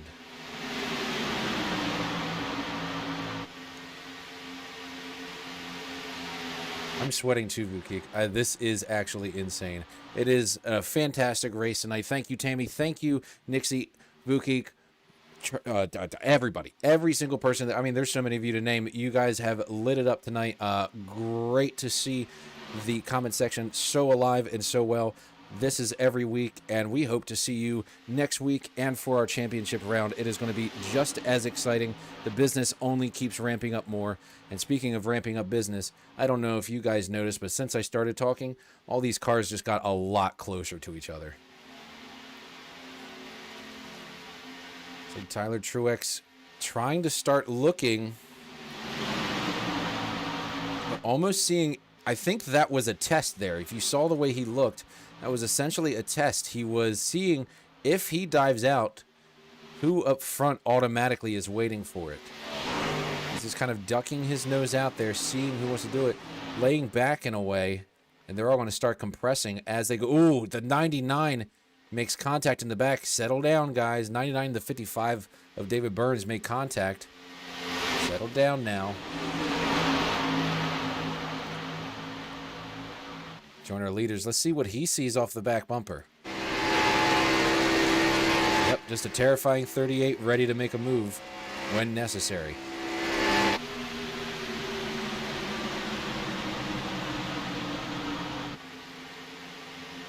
As it stands now, these guys are all staying in there. We're not talking a lot about Tony Burleson, Cole Gachadouris, and David Hall, who have all had their fair share of issues here this evening. What will they do? Who will they work with? If the accordion strikes like there, you just saw Cole Gachadouris get shuffled out because of a bunch of guys had to let off the gas. Now he's been forced up top, and that forces the 904 up top. Is this the start of the moves? The 23 makes a block on the 94. Is this them saying it's time to go? 23 moves to the outside of the 38. This could be decision time. Looks like the decision was essentially made off of that push. The 23 has help from the 89. The 69 all of a sudden jumps up top. It is time to go. The race is on. You can see all of the Tyler Truex Racing guys get together. This is what we were talking about. They were going to link up, send that 69 Taco Bell machine to the front, and unfortunately they weren't able to do it before the 89 and the 23 jump out. This gives the 38 and the 88 an advantage for now, but is it going to be enough? The 23 looks like he wants to dive back down. They've got a lap car and Reed Foley kind of stinking up the goods. Oh, and contact made. Oh, and 38 of Roger Debo gets spun. The 38 gets spun, and a caution flag is out. All of that for naught. I thought another big one coming too, Tammy, but Roger Debo gets spun on the bumper of the 904 as they started checking up. Was he able to keep it off the wall? Looks like it from what I can see. 38 looks nice and clean. Go back and see how it happened to the 38. 23 gets a deal with the 89. That forces the 69 to go up to the top and bring all of his boys with him.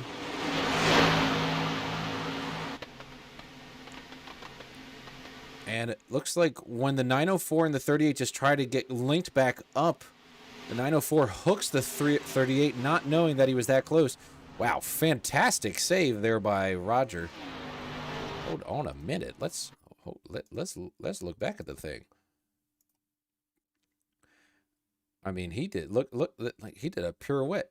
I think he meant to do it at this point. He's just trying to make it interesting at this point. The 38 goes around. You can see the air lift off and lock her down and back in the gear. He gone. Didn't even mess up the wording. And that's why he's one of your championship favorites. But I'm sure he is heated at the moment. I don't know if we'll jump in and try and talk with him. He hadn't even really started making the moves yet, but 88 still up front. Tommy Allen Jr. We've been talking about him all day. We talked about how he needs the win, and here he is sitting in position. His nerves of steel have to be melting at this point, knowing that he is just a few laps away from locking himself into the Final Four.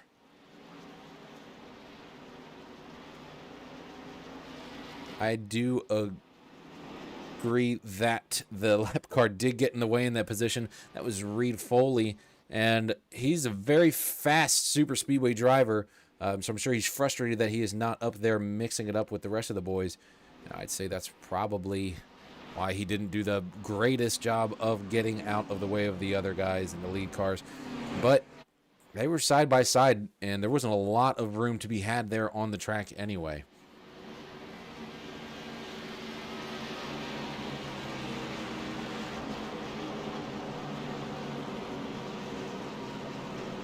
Looking through my driver's list of who I can talk to right now.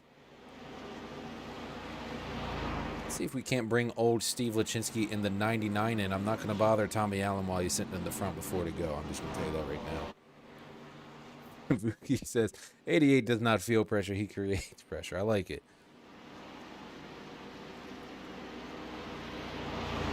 Hey, Steve, it's Bo up in the booth. You got me, sir.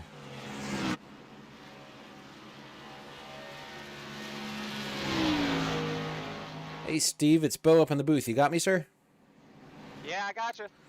Well, it has been an exciting event all night long. You were back at the pack, and now you were back up front, and now it looks like you just had to pit again. What's your race looking like? How do you get yourself lucky and get that first W for that Monster Jam machine? Well, I think it's going to take a lot of wrecking race cars up front of me. I'm not as good as everybody else. I just can handle the draft a little bit, but there's a lot of talented guys in front of me that's probably got a better chance of winning than I do. But there's always a chance, though. Well, you got that 38 car in front of you, and he was just spun after being in the second position. Are you making any deals with the 38 team and seeing if you can't get him up front? He'll probably be the lead person I follow. He usually is really good at this stuff, so I'm hoping to just follow him through the pack and avoid the big one here at the end, because I'm pretty sure that's coming. So I'm with you. I think the big one is going to come, but if I were a betting man, and I am, I'd say you go ahead and put a couple chips down on following that 38, because he's going to go back to the front, and we'd love to see that Monster Jam 99 get back up to the front as well.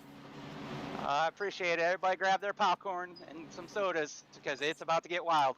We are. The comment section is alive and well. It is wild here today.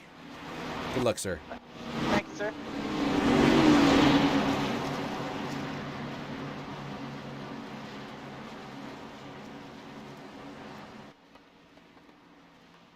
That's Steve Lachinsky in the 99. I had a couple drivers up front, but I have found over the last couple weeks that if I chime in on one of these lead cars with only a couple laps to go, if something bad happens, so I just don't want to jinx that anymore. I see y'all lighting it up. Are you saying the 88's got it? I can't disagree with you right now. The Tommy Allen Jr. has been doing everything he needs to do, but the 23 is in the catbird seat. What is he willing to do to lock himself into the championship round? It's going to take a win for the 23 and the 88. We can't stress it enough. How do they make the move? How do they get the win? Is it going to be clean? Is it going to be dirty? We'll find out in 3 laps. Thank you all for joining us in this Thunderclap Stock Car Invitational Round 3 event. We're going to let the thunder roll and see who wins the DayTERROR 250.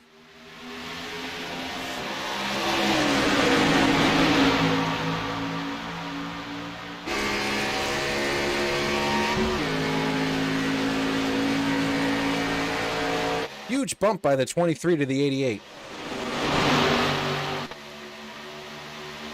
Tyler Truex down at the bottom now with all of his Tyler Truex racing buddies. You got 904 of Michael Grant up top. The 23 goes up and makes a huge block in front of the 904 and the 89, and they're not having any of it. 89 of Cole Gadgedoris is shuffled out of the mix, and Ryan Zunk fighting to the lead with the 88 on the inside. Oh, and they're wrecking behind. Humongous wreck behind. It looks like Steve Lachinsky was in, a couple different guys in it, and caution is out. We will try it again. This will be our second of 3 attempts at green-white checkered finishes. Let's go see what happened with the pack. Oh, it's the 7 of Matt Garrett and Steven Sharik getting involved. Oh, and the 83 goes end over end. You see, he just stuffs it in there and hopes it sticks. Major contact with the 7, and he goes over.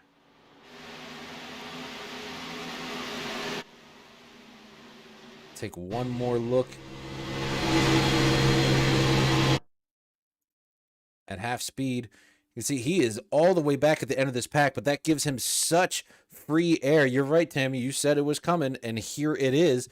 The 83 with getting so much clean, or just takes the bubble all the way through the middle, bullies his way through the 66, takes out the 7, and I'm just realizing that the 38 of Roger Diebold heavily involved in this one.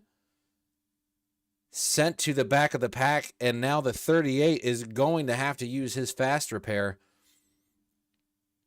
And that's going to kill, essentially, unless we get another restart, or any of the chances of the 38 getting another win here tonight. It's like the 38 is definitely going down pit road right now. OSB 64, where's my boy? Tell me who your boy is and I'll find him. 38 essentially is in Baltimore right now, but fast repair, fixed him, he's good.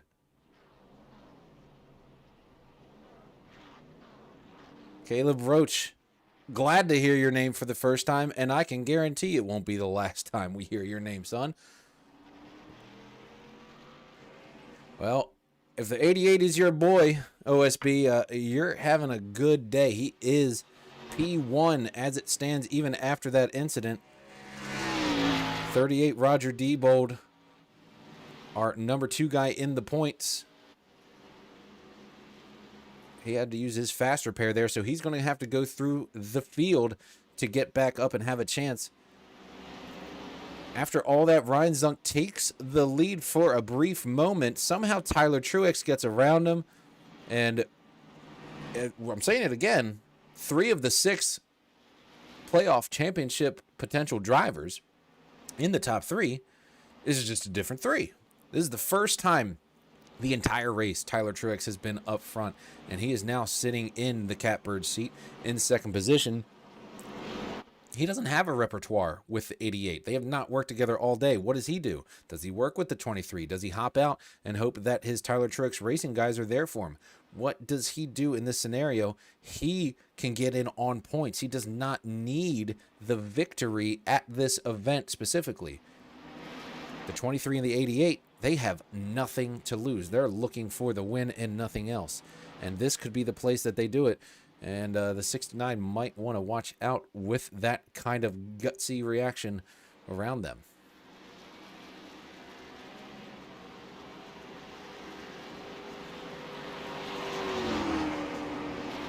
Sounds good, Caleb. We'll see you at Dover. You're right. It is checkers or wreckers here tonight. I have a feeling it'll be kind of checkers or wreckers. And all the money on green at Dover, Delaware, at the Dover Down slots, as well as the virtual Dover Speedway. It's only an hour and a half from me. Maybe I should just go up there and throw the rig in the middle of the casino. Well, this will be our second attempt at a green-white checker finish. We thank you for coming aboard the DayTERROR 250 at Daytona Beach, USA. We are very excited to have you all with us tonight. This is the second race in round number 3. Tyler Truex and Tommy Allen Jr. control the start here with Ryan Zunk behind them. All 3 of those guys in the playoffs. You got to go all the way back to Roger Diebold to find the next playoff guy. He is in 11th position, and he's going to be coming fast as this race gets going here. Pace car will pull off. We thank you for joining us here tonight. Our second attempt. Will they do it? Will another big one strike? Let's see as Tommy Allen Jr. takes them to green.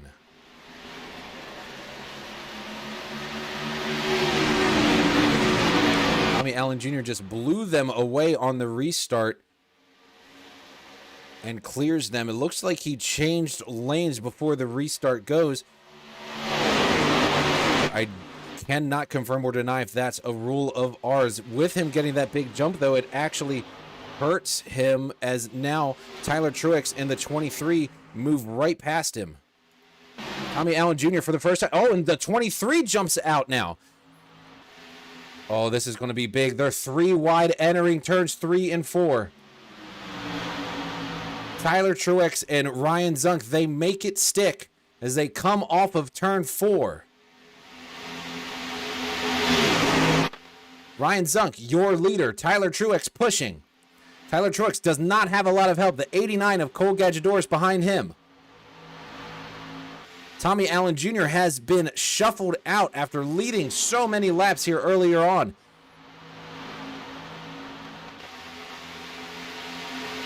can't even see the 88. It looks like the 88 has been gone. He's not even here with us anymore. Let's look above. We're going to ride along with the blimp here just to make sure, because this is the final lap. Ryan Zunk in position to get the win and lock himself into this final round.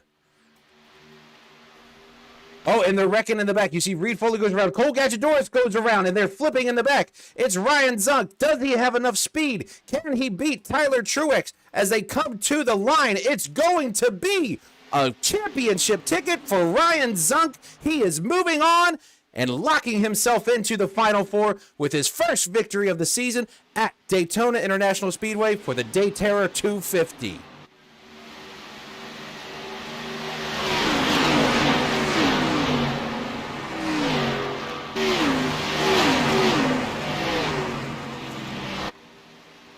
A humongous victory for the 23 of Ryan Zunk, your winner here in the DayTERROR 250.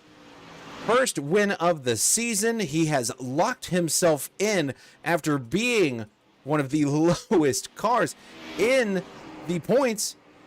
He is now locked. He will move on into the championship four and race for a championship at Homestead Miami Speedway in 2 weeks. A humongous win for a must-win situation driver. He's going to pull out here, and we're going to see some nice burnouts.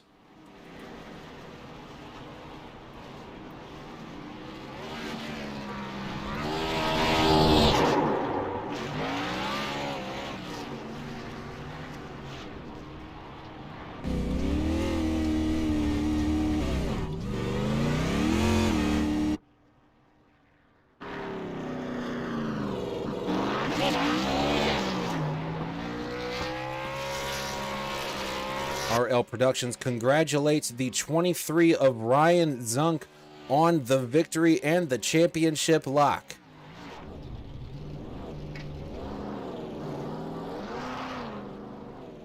Dad Zunk chimes into the comment section. Hell yes, your son has won and moved himself on. Great victory by the 23. He did what needed to be done to lock himself in.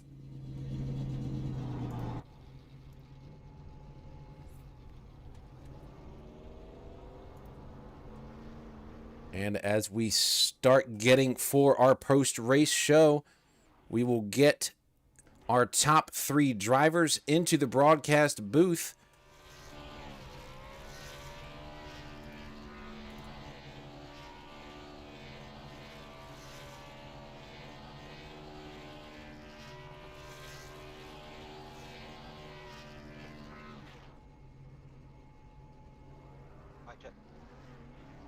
Yep, I got you, Michael. We got you. We're going to find Tyler Truex and see if we can't get our winner, Ryan Zunk, in here as well.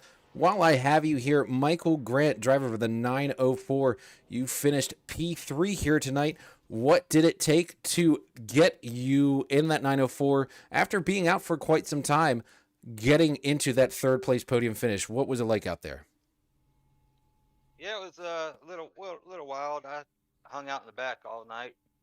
I had server issues in the beginning. After that first caution, I noticed the blink, so I hid in the back, make sure I wouldn't mess up anybody else. You know, it's just good to be back. I've been spotting for my brother, but he's not here today. Bobby Grant, no. Yeah. It's his anniversary today, so happy anniversary to Bobby and Michelle. I don't know who gets married on a Wednesday, but happy Wednesday. All good, sir. Glad to have you with us, and yeah, a hell of a job driving tonight. We saw you make some contact with the 38 later on. You know, I got to ask the hard questions too, and that was one of those situations where it looked like just one of those racing deals trying to get back in line. What was going through your head when you saw that 38 in front of you getting contacted and then sent through the grass? When it's him, I always feel bad. So I tried to stay off of him. I got hit from behind and pushed into him. So not completely my fault, but I was a little close to him. So it only took a tiny tap for me to send him off. That is indeed all it takes, sir. No problem. We're glad to see you in this podium finish and glad to have you back behind the wheel, sir. With that, we're going to kick it over to our race winner, Ryan Zunk. You did what needed to be done. You got the W in essentially a must-win situation. You're moving on to the championship for what is going through your head right now. Well, I'm excited right now. That was awesome. So much fun. Also thinking I got to practice for Homestead now. So, but I got to thank my teammate Cole for making some great moves and getting me in that space to get open and push me to the front. So once I got up there, I knew I could possibly hold most of them down. So I appreciate it to Cole and whoever else helped me push.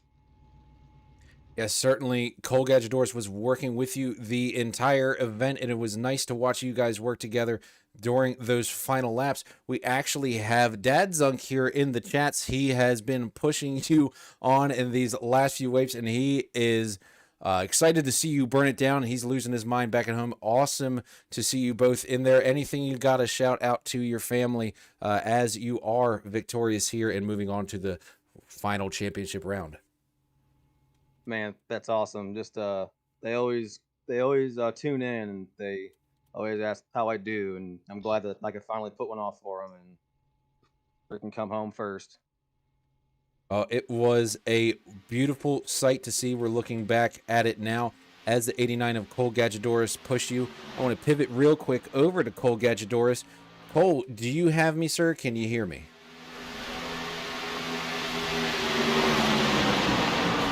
He was in here. He has since jumped out. Well, Ryan, when you see them wrecking behind you, what are you thinking, knowing that it's just you and Tyler Truex at that point, and you see that he's coming with a full head of steam? How do you work to keep him behind you? Well, once I've seen them all start crashing, I'm just looking for that one car that has a good run coming at me. And Tyler had a good one coming, I thought, just not fast enough.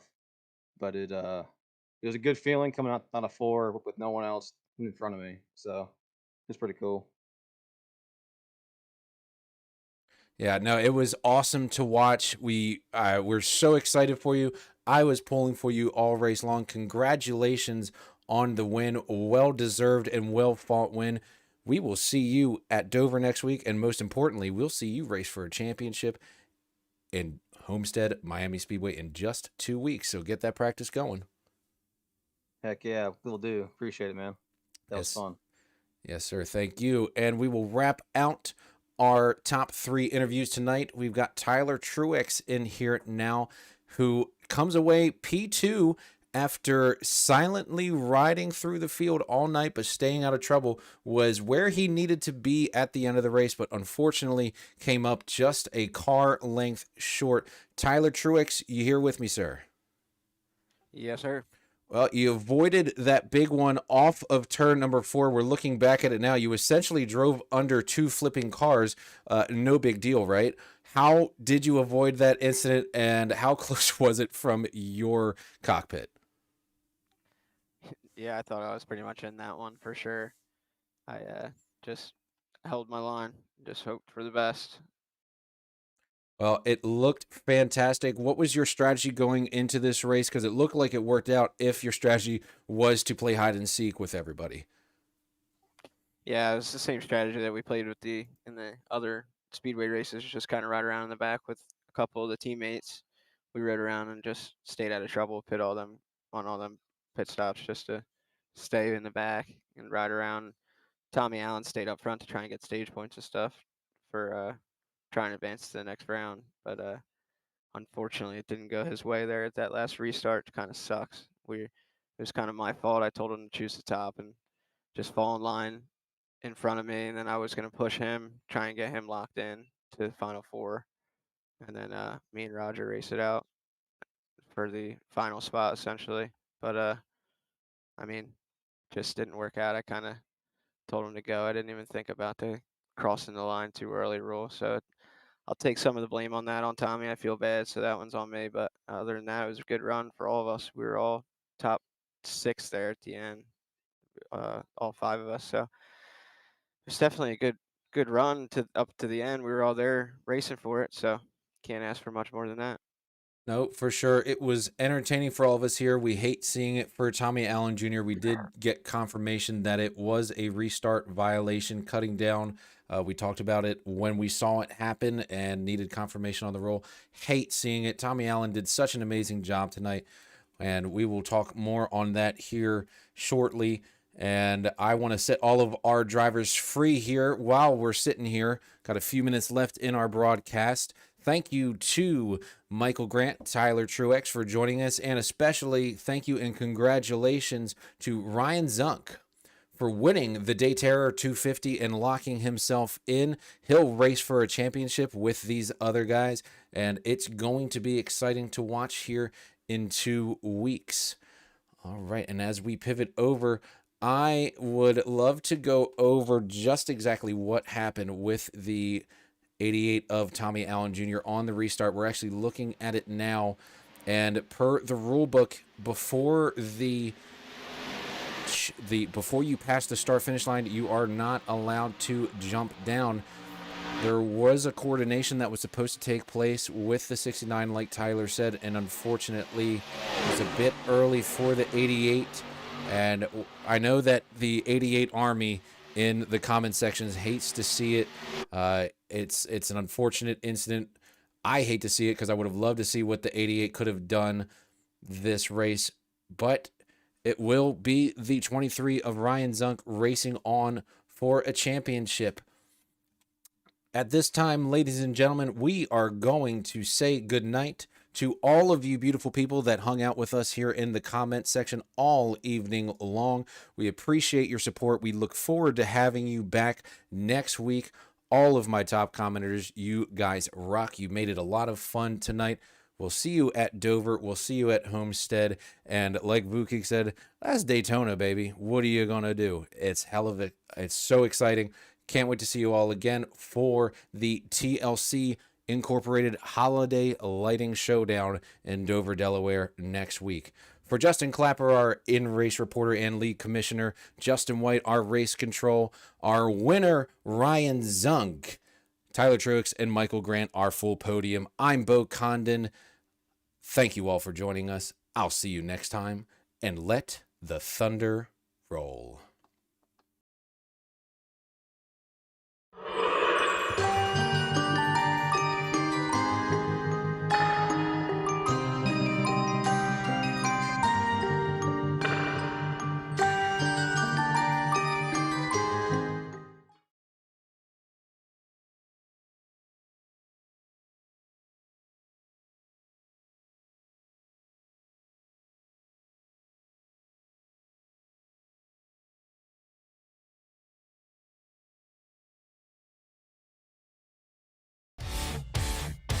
They are wrecking just like that. Oh, a humongous impact.